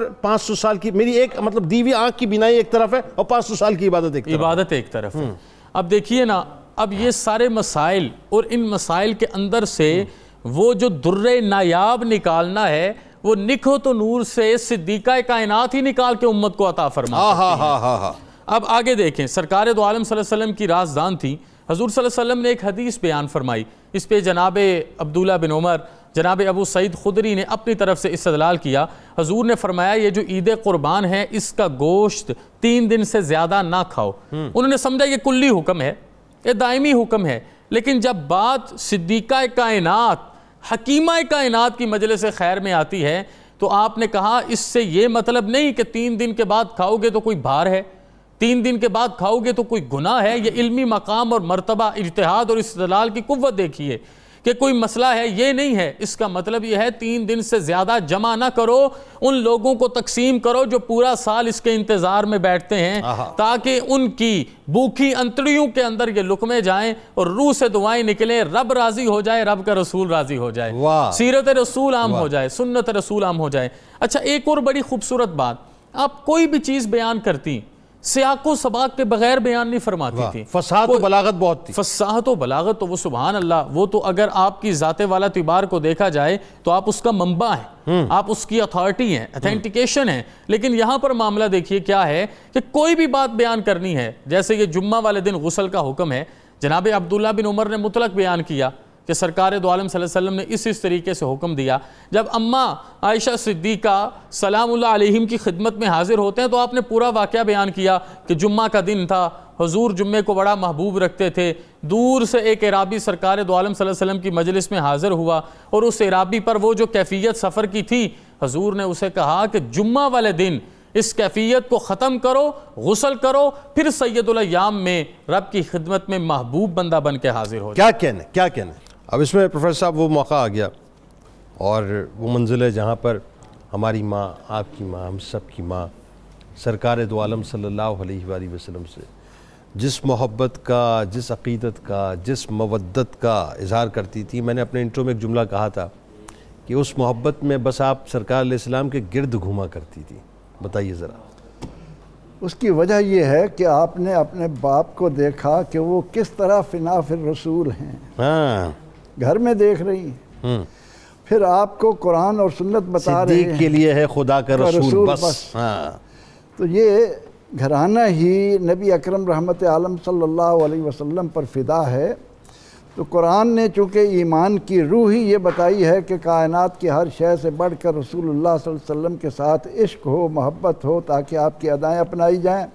تو سیدہ عائشہ صدیقہ سلام اللہ علیہا اس مقام میں بھی ایک انفرادیت کی حامل ہیں. آپ دیکھ رہی ہیں کہ غزوہ احد کے موقع پر جب آپ زخمیوں کو پانی پلا رہی ہیں، مرہم پٹی کر رہی ہیں، ایک عورت آتی ہے آپ کی بارگاہ میں، اس کو بتایا جاتا ہے تیرا شوہر شہید ہوا، تیرا باپ شہید ہوا، تیرا بیٹا شہید ہوا. وہ کہتی ہے مجھے ان کی فکر کب ہے، مجھے تو رسول اللہ کا بتائیے.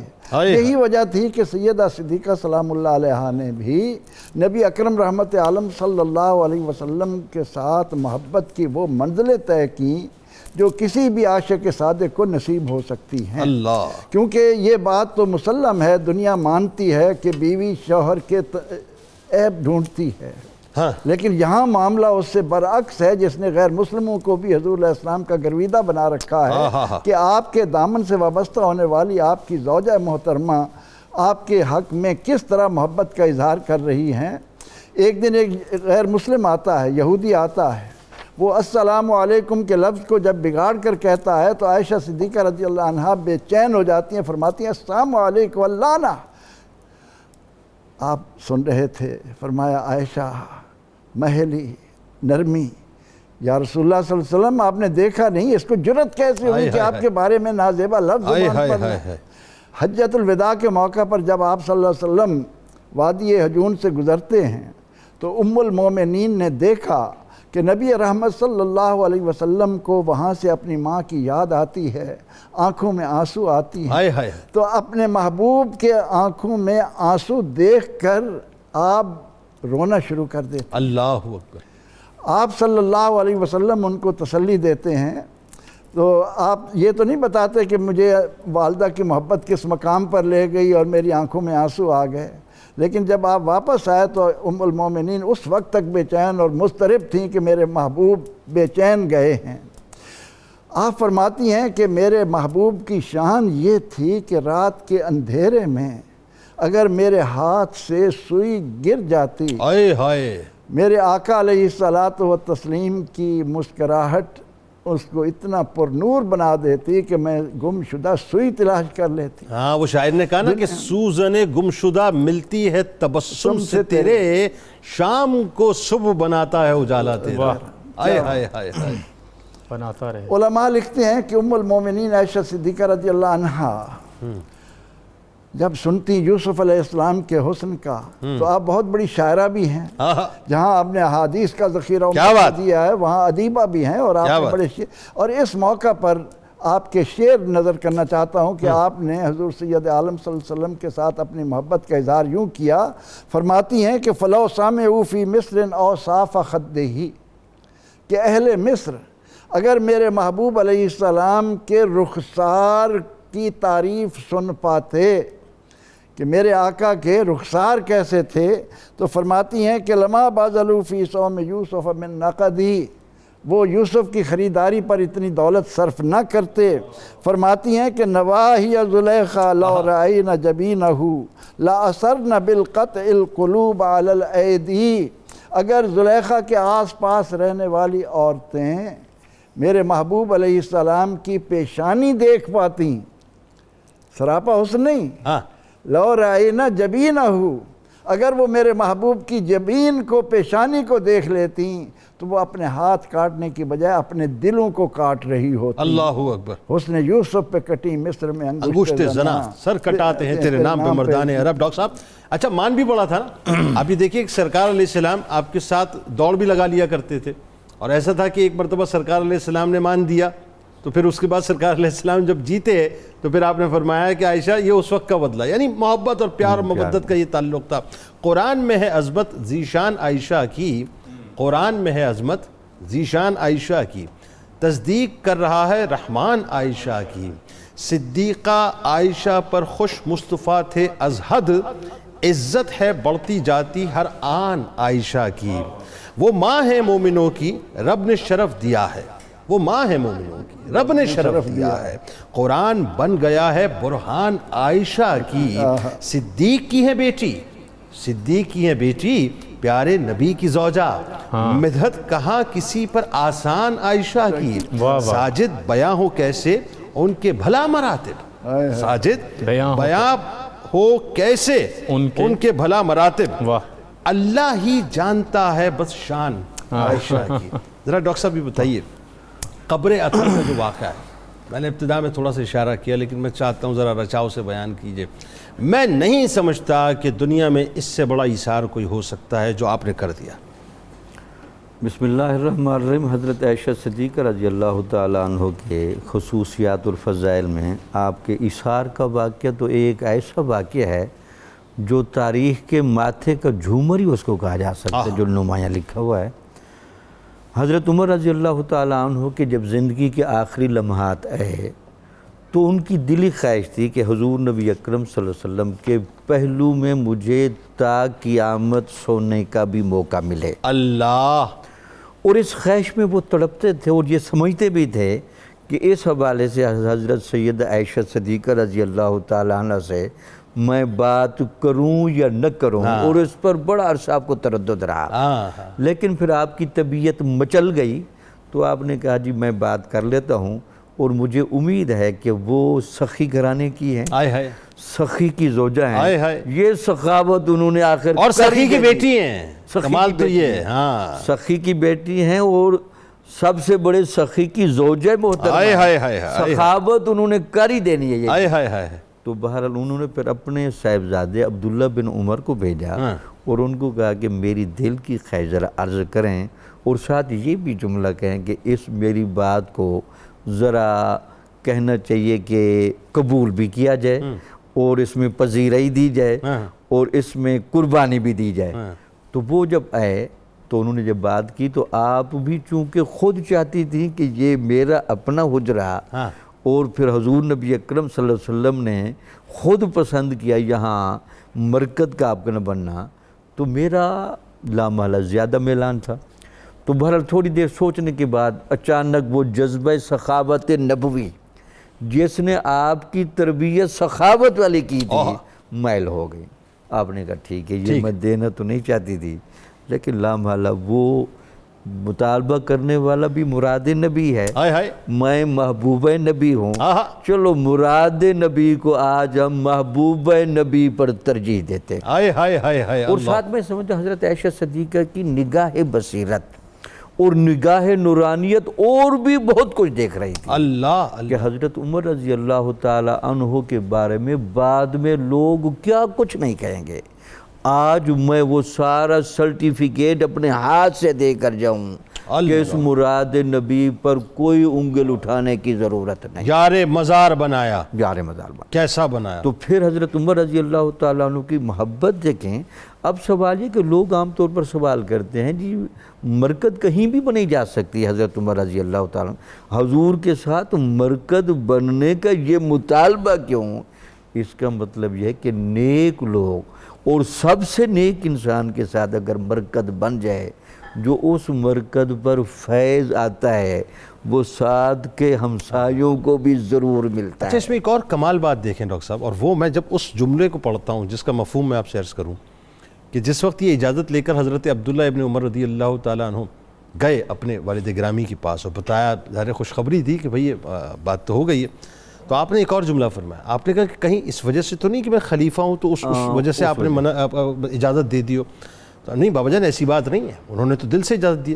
تو پھر آپ نے ایک اور بات آپ نے باندھا، ایک اور بات پہ، اور یہ باندھا کہ جب میں اس دنیا سے چلا جاؤں پھر بھی اور جس وقت میرا جنازہ رکھا ہو اس وقت جا کے دوبارہ پوچھنا، اگر وہ اجازت دیتے تو اس کے بعد مجھے ان کے پہلو میں دفنا دینا۔ اور یہ بھی میں سمجھتا ہوں کہ یہ ازواج مطہرات کا پروٹوکول سکھانے کا طریقہ تھا۔ کیا بات ہے، کیا حالانکہ ایک دفعہ جب اجازت ہوگی تو بار بار پوچھنے کا مطلب ایک تو یہ مقصد تھا کہ دلی رضامندی کا اظہار ہو، جی جی، دوسرا یہ تھا کہ ہم ازواج مطہرات سے کتنی محبت بھی رکھتے ہیں اور ہم کتنے ان کے در کے محتاج ہیں۔ اللہ، یعنی مراد رسول آج محبوب رسول کے سامنے احتیاج لے کر ہائے ہائے ہائے ہائے، بات آگے بڑھاتے ہیں۔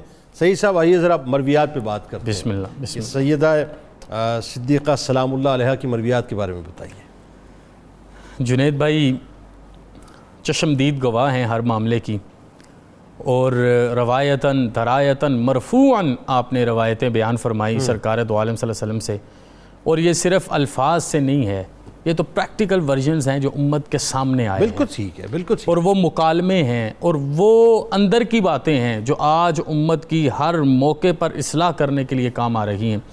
تقریباً 2100 سے لے کے 2500 تک مختلف اقوال ہیں کہ آپ نے احادیث کو روایت فرمایا ہے، جی، اور سب سے خوبصورت حدیث جس میں آپ نے، جیسے ڈاکٹر صاحب فرما رہے تھے آپ مجتہد ہیں، جس میں آپ نے نخبہ نکالا ہے، کنکلوژنز دی ہے، نچوڑ دیا ہمیں، وہ یہ ہے کہ کسی نے پوچھا آقا صلی اللہ علیہ وسلم کے اخلاق کیا ہیں، آپ نے فرمایا کان خلقہ القرآن، آہا، قرآن پاک کے ساتھ اپنا تعلق جوڑ لو، کیا کہنے، لوٹ آئیے آج کے اس زمانے میں، یعنی حدیث کی حدیث ہو گئی، میسج کی میسج ہو گیا، اور سیرت کی سیرت ہو گئی، سیرت کی سیرت ہو گئی، اور عقیدے کا عقیدہ ہو گیا کہ الحمد سے لے کے والناس تک پیغام مصطفیٰ کریم کی محبت کا ہے۔ کیا کہنے، کیا کہنے۔ اب دوسرا، امت کے ساتھ میرے حبیب کا تعلق کیا تھا، حتیٰ تورمت قدماہ والی روایت بھی آپ نے ہی بیان فرمائی ہے کہ حضور سید عالمی صلی اللہ علیہ وسلم سردیوں کی ٹھنڈی رات میں بھی وضو کر کے کھڑے ہو جاتے تھے، اور اتنی اپنی امت کی محبت میں بارگاہ الہ میں اپنی نگاہوں سے آنسو بہاتے تھے، اور اتنا لمبا قیام فرماتے کہ آپ کے قدوم مبارک میں ورم پڑ جاتا۔ اللہ اکبر، اللہ اکبر۔ کائنات عالم میں 1.5 ارب مسلمان اس جملے کو اٹھا نہیں سکیں گے کہ اس ذات والا تبار کا جو کارساز حقیقی کا منشاء محبت ہے، اس کا آپ کے ساتھ تعلق کیا تھا۔ پھر آگے آپ نے قناعت کی بات بیان کی، بڑی خوبصورت روایت لیکن بڑی رقت والی روایت ہے۔ آپ نے فرمایا سرکار دو عالم صلی اللہ علیہ وسلم کے زمانے میں ہمارے گھر میں صرف 2 کالی چیزیں ہوتی تھی، ایک کالی کھجور، اور اس وقت جو ڈول سے کنویں سے پانی نکلتا تھا اس کا رنگ بھی کالا ہوتا۔ اللہ اکبر۔ اسی کھجور کو چوس کے روزے رکھے ہیں، اور اسی کھجور کو چوس کے روزے افطار کیے ہیں۔ ترمذی شریف میں فرمایا حضور سید عالمی صلی اللہ علیہ وسلم ساری رات ایک کیفیت میں رہے، میں قدموں میں گر گئی، حضور آج تو مانگ لیجئے۔ میرے حبیب نے اپنی کمر کو ایک لکڑی کے ساتھ دبا کے کہا وہ جس حال میں راضی ہے میں بھی اس حال میں راضی ہوں، اور اس کے لیے اس کے بعد پھر آپ امت کے لیے کھڑے ہوئے ہیں۔ آپ عائلی زندگی، معاشرتی زندگی، معاشی زندگی، سیاسی زندگی، ازدواجی زندگی، خواتین کے مسائل، قرآن حکیم کے بارے میں جتنے بھی مستند استنباط ہیں، اگر آپ نے وہ لینے ہیں تو آپ کو حضرت عائشہ صدیقہ کے در پہ آنا پڑے گا۔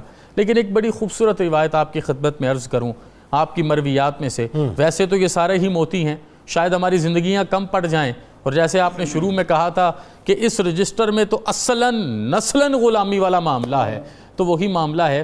آپ کہتی ہیں میرے گھر کی کیفیت یہ تھی کہ میں چرخہ کاٹ رہی ہوں، سرکار دو عالم صلی اللہ علیہ وسلم، کیا پیاری روایت، 2 جہاں کا سلطان، 2 جہاں کا سلطان، کہ جس کی بیٹی کے گھر چکی چلانے کے لیے عرش کے قدسیوں کی ڈیوٹیاں تقسیم تھیں، سرکار دو عالم صلی اللہ علیہ وسلم اپنے ہاتھ سے اپنے نالے پاک کو کی اصلاح فرما رہے ہیں، اللہ اصلاح فرما رہے ہیں۔ اور میں منظر کیا دیکھ رہی ہوں کہ آپ کی پیشانی کے اوپر حضور کی جبین ناز پہ، یہ دل مچل ہے، حضور کی جبین ناز پہ پسینے کے قطرے عرش کے ستاروں کی طرح نظر آ رہے ہیں۔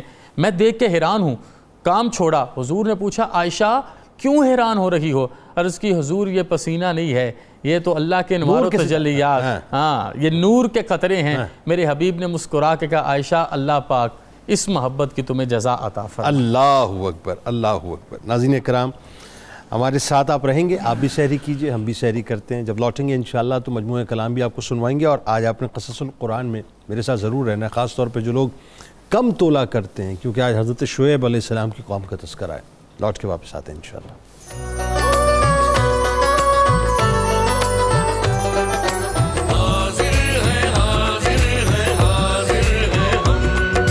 رحمت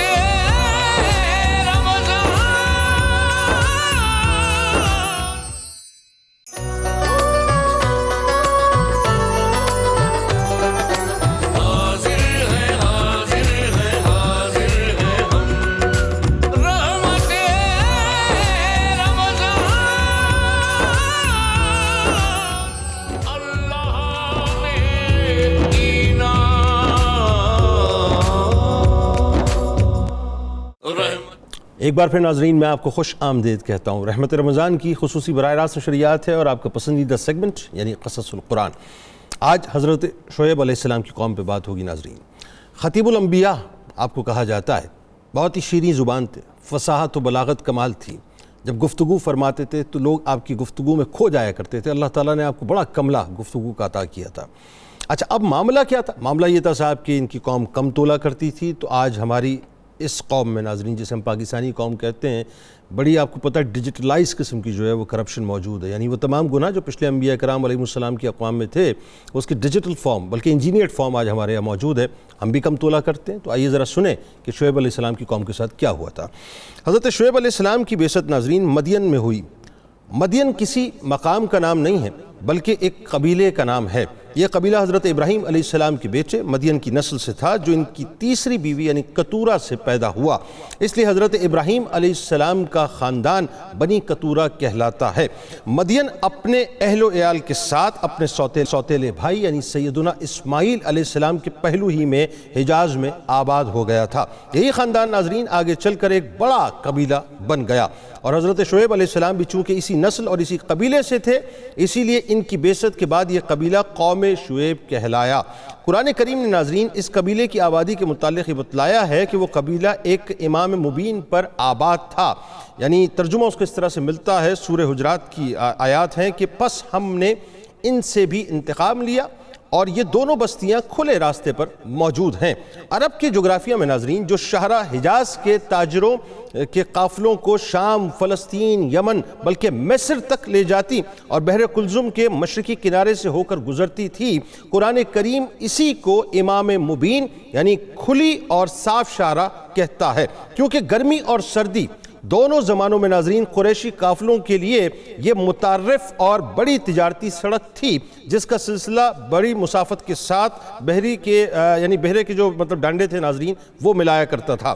بہرحال حضرت شعیب علیہ السلام ناظرین جب اپنی قوم میں مبعوث ہوئے تو انہوں نے دیکھا کہ اللہ تبارک و تعالیٰ کی نافرمانی اور معصیت کا ارتکاب کیا جا رہا ہے، اور معاملہ کچھ اس طرح ہوا کہ ساری قوم گرداب ہلاکت میں مبتلا ہو رہی ہے، اور اپنی بدعمالیوں میں اس قدر سرمست و سرشار ہو چکے تھے کہ ایک لمحے کے لیے بھی ان کو احساس نہ ہوتا کہ جو کچھ ہو رہا ہے معصیت اور گناہ ہے، غلط ہے، اللہ سے نافرمانی ہے، اللہ کو ناراض کرنا ہے، اس کے غیظ و غضب کو دعوت دینا ہے، بلکہ وہ اپنے اعمال کو باعث فخر سمجھا کرتے تھے۔ یعنی ایک تو گناہ، اور بات یہ ہے کہ وہ اپنا عذر گناہ جو ہے بدتر از گناہ والی صورتحال تھی ناظرین کہ اس میں عذر بھی پیش کیا کرتے تھے۔ ان کی بہت سی بد اخلاقیوں اور نافرمانیوں سے قطع نظر جس کبھی امور نے ناظرین خصوصیت کے ساتھ ان میں رواج پا لیا تھا، ان میں ایک تو بت پرستی تھی، بے انتہا بت پرست ہو چکے تھے، مشرکانہ رسوم و عقائد ان کے اندر بہت زیادہ پریویل کر گئے تھے، خرید و فروخت میں ان کا معاملہ یہ تھا، بڑے ہوشیار قسم کے لوگ تھے کہ پورا لیا کرتے تھے اور کم تولا کرتے تھے، یعنی دوسروں کو ان کے حق سے محروم کر دیا کرتے تھے اور اپنے حق کے مطابق لینا بلکہ اس سے زیادہ لینا ضروری سمجھتے تھے، تمام معاملات میں کھوٹ کرتے تھے، ڈاکہ زنی کرتے تھے، قوموں کے ناظرین عام رواج کے مطابق دراصل ان کی رفاہیت، خوش عیشی، دولت کی فراوانی، زمین اور باغوں کی زرخیزی اور شادابی نے ان کو اس قدر مغرور بنا دیا تھا، اس قدر متکبر بنا دیا تھا، وہ ان تمام امور کو اپنی ذاتی میراث اور اپنا خاندانی ہنر سمجھ بیٹھے تھے۔ یعنی جو کچھ بھی اللہ تبارک و تعالیٰ نے ان کو سرسبز شاداب زمینیں عطا کی تھیں، باغ عطا کیے تھے، اور آپ اٹھا لیجئے اقوام میں ناظرین، اٹھا لیجئے، یعنی ان کو یہ سمجھ لیجئے کہ ان تمام نعمتوں کے بعد ایک بدہضمی ہو جایا کرتی تھی، ایک ہیضہ ہو جایا کرتا تھا۔ یہی اس قوم کا بھی حال تھا کہ آپ دیکھیں بت پرستی میں بھی پڑے ہوئے تھے، وہ اپنا مشرکانہ عقائد میں بھی پڑے ہوئے تھے، وہ ڈاکے بھی ڈالا کرتے تھے، وہ کم تولا بھی کرتے تھے، اپنا حق زیادہ لیتے تھے، دوسروں کو کم دیتے تھے، اور پھر اس پہ ترا یہ تھا کہ وہ سمجھتے تھے جو ہم کر رہے ہیں وہ بالکل صحیح کر رہے ہیں۔ یعنی اس قدر وہ مغرور ہو چکے تھے، وہ ان تمام امور کو اپنے ذاتی معاملات سمجھتے تھے، اور ایک ساتھ کے لیے بھی ناظرین ان کے دل میں یہ خطرہ نہیں گزرتا تھا کہ یہ سب کچھ اللہ کی عطا و بخشش ہے، کہ شکر گزار ہوتے اور سرکشی سے باز رہتے۔ غرض ان کی فارغ البالی نے ناظرین ان میں طرح طرح کی بد اخلاقیاں اور قسم قسم کے عیوب پیدا کر دیے تھے۔ آخر ناظرین غیرت حق حرکت میں آئی اور سنت اللہ کے مطابق ان کو راہ حق دکھانے، فسق و فجور سے بچانے اور امین و متقی اور با اخلاق بنانے کے لیے انہی میں سے ایک ہستی کو چن لیا گیا اور شرف نبوت و رسالت سے نواز کر ان کو دعوت اسلام کا پیغام دینے اور پیغام حق کا امام بنایا گیا۔ یہ ہستی حضرت شعیب علیہ السلام کی ذات گرامی ہیں۔ اللہ کی توحید اور شرک سے بیزاری کا اعتقاد تو تمام انبیاء کرام علیہ السلام کی تعلیم کی مشترک بنیاد اور اصل رہی ہے ناظرین، جو حضرت شعیب علیہ السلام کے بھی حصے میں آئی تھی، مگر قوم کی مخصوص بد اخلاقیوں پر توجہ دلانے اور ان کو راہ راست پر لانے کے لیے انہوں نے اس قانون کو بھی اہمیت دی کہ خرید و فروخت میں یہ معاملہ پیش نظر رہنا چاہیے کہ جو جس کا حق ہے وہ پورا اس کو ملے، یعنی دینی معاملات میں بھی ایسی ہی بنیاد ہونی چاہیے۔ یا رک کے ناظرین میں ایک بات کرنا چاہتا ہوں، یہ جو گفتگو میں کر رہا ہوں نا، ذرا اس گفتگو کو خود آپ دل کی سماعتوں سے سننے کی کوشش کیجئے گا، اور جو اچھے ہیں بہت اچھے ہیں، اللہ تعالیٰ ان کو مزید ہدایت دے، مزید ان پہ کرم فرمائے، مزید ان کو رفعتیں و بلندیاں عطا فرمائے، لیکن جو ان مطلب افعال کے اندر پڑے ہوئے ہیں، کم تولنا، ملاوٹ کرنا، دھوکہ دہی کرنا، ایک دوسرے کے حق کو ماننا، وہ ایک لمحے سوچیں کہ اللہ تبارک و تعالیٰ نے قوموں کو تباہ و برباد کیا ہے، ان وجوہات کی بنا پہ ان کو نیست و نابود کر دیا ہے، اور ہم اس لیے بچے ہیں کہ وما کان اللہ لیعذبہم وانت فیہم، کہ چونکہ سرکار علیہ السلام کا کرم ہے ہم پہ، ورنہ خدا کی قسم ناظرین ہمارے اندر کچھ بھی نہیں ہے، ہم بالکل فارغ لوگ ہیں۔ بہرحال اب بات یہ ہے کہ ناظرین وہ ہر طرح کی بد اخلاقیوں میں پڑے تھے، محلک بیماریوں میں پڑے ہوئے تھے، اور یہ تمام چیزیں جو ہیں وہ ان کے اندر دن بدن عروج پاتی جا رہی تھی۔ حضرت شعیب علیہ السلام نے بھی ناظرین اپنی قوم کی بدعمالیوں کو دیکھ کر سخت دکھ کا اظہار بھی کیا اور رشد و ہدایت کی ان کو تعلیم بھی دیتے رہے، قوم کو انہی اصولوں کی طرف بلایا جو انبیاء کرام علیہ السلام کی دعوت کا خاصہ یا خلاصہ تھا۔ انہوں نے فرمایا کہ اے قوم، ایک اللہ کی عبادت کرو، ایک اللہ کی عبادت کرو، اس کے علاوہ کوئی عبادت کے لائق نہیں ہے، اور خرید و فروخت میں ناپ تول پورا رکھو، ناپ تول پورا رکھو، ناپ تول پورا رکھو۔ یہ میں پھر ریپیٹ کر رہا ہوں ناظرین، کتنا کم آج ہم تولتے ہیں۔ آپ کسی ٹھیلے والے سے دیکھ لیجئے، یعنی ٹھیلے والے سے لے کے اوپر تک آپ چلے جائیے، اللہ معاف کرے کہ ہم اس طرح کی ڈنڈیاں مارتے ہیں صرف چند ٹکوں اور چند روپوں کے لیے ناظرین۔ تو فرمایا کہ اس کے علاوہ کسی کی عبادت نہ کرو، کوئی عبادت کے لائق نہیں ہے، خرید و فروخت میں ناپ تول جو ہے پورا رکھو، اور لوگوں کے ساتھ معاملات میں کھوٹ نہ کرو۔ ہم کھوٹ کرتے ہیں ناظرین، صبح و شام کھوٹ کرتے ہیں۔ کل تک ممکن ہے تمہیں ان بد اخلاقیوں کی برائیوں کا حال معلوم نہ ہو، ظاہر وہ فرما رہے ہیں کہ تمہیں کل تک ظاہر معلوم نہ تھا، مگر آج تمہارے پاس اللہ کی حجت، نشانی اور برہان آ چکی۔ اب جہل و نادانی عفو درگزر کے قابل نہیں ہے، یعنی معافی کے قابل نہیں ہے۔ حق کو قبول کرو اور باطل سے باز آؤ، یہی کامرانی اور کامیابی کی راہ ہے، اور اللہ کی زمین میں فتنہ و فساد نہ کرو، جبکہ اللہ تعالیٰ نے اس کی اصلاح و خیر کے تمام سامان تمہیں مہیا کر دیے ہیں۔ اگر تجھ میں ایمان و یقین کی صداقت موجود ہے تو سمجھ لو کہ یہی فلاح و بہبود کی راہ ہے، اور دیکھو ایسا نہ کرو کہ دعوت حق کی راہ روکنے اور لوگوں کو لوٹنے کے لیے ہر راہ پر بیٹھ جایا کرو۔ یعنی وہ کرتے یہ تھے ناظرین کہ جو بھی ایمان لاتا یا مثال کے طور پر حضرت شعیب علیہ السلام کی طرف جاتا تو اس کے راستے میں بیٹھ جایا کرتے تھے اور اس کو روکا کرتے تھے، جانے نہیں دیتے تھے۔ تو فرماتے ہیں کہ جو آدمی بھی ایمان لائے اس کو اللہ کی راہ اختیار کرنے پر دھمکیاں دینے لگتے ہو اور اس میں کجروی پیدا کرنے کے درپے ہو جائے۔ اے افراد قوم، اس وقت کو یعنی اس وقت کو یاد کرو کہ اللہ اور اس کے احسان مانو کہ تم بہت تھوڑے تھے، پھر اس نے امن و عافیت دے کر تمہاری تعداد کو بڑھا دیا۔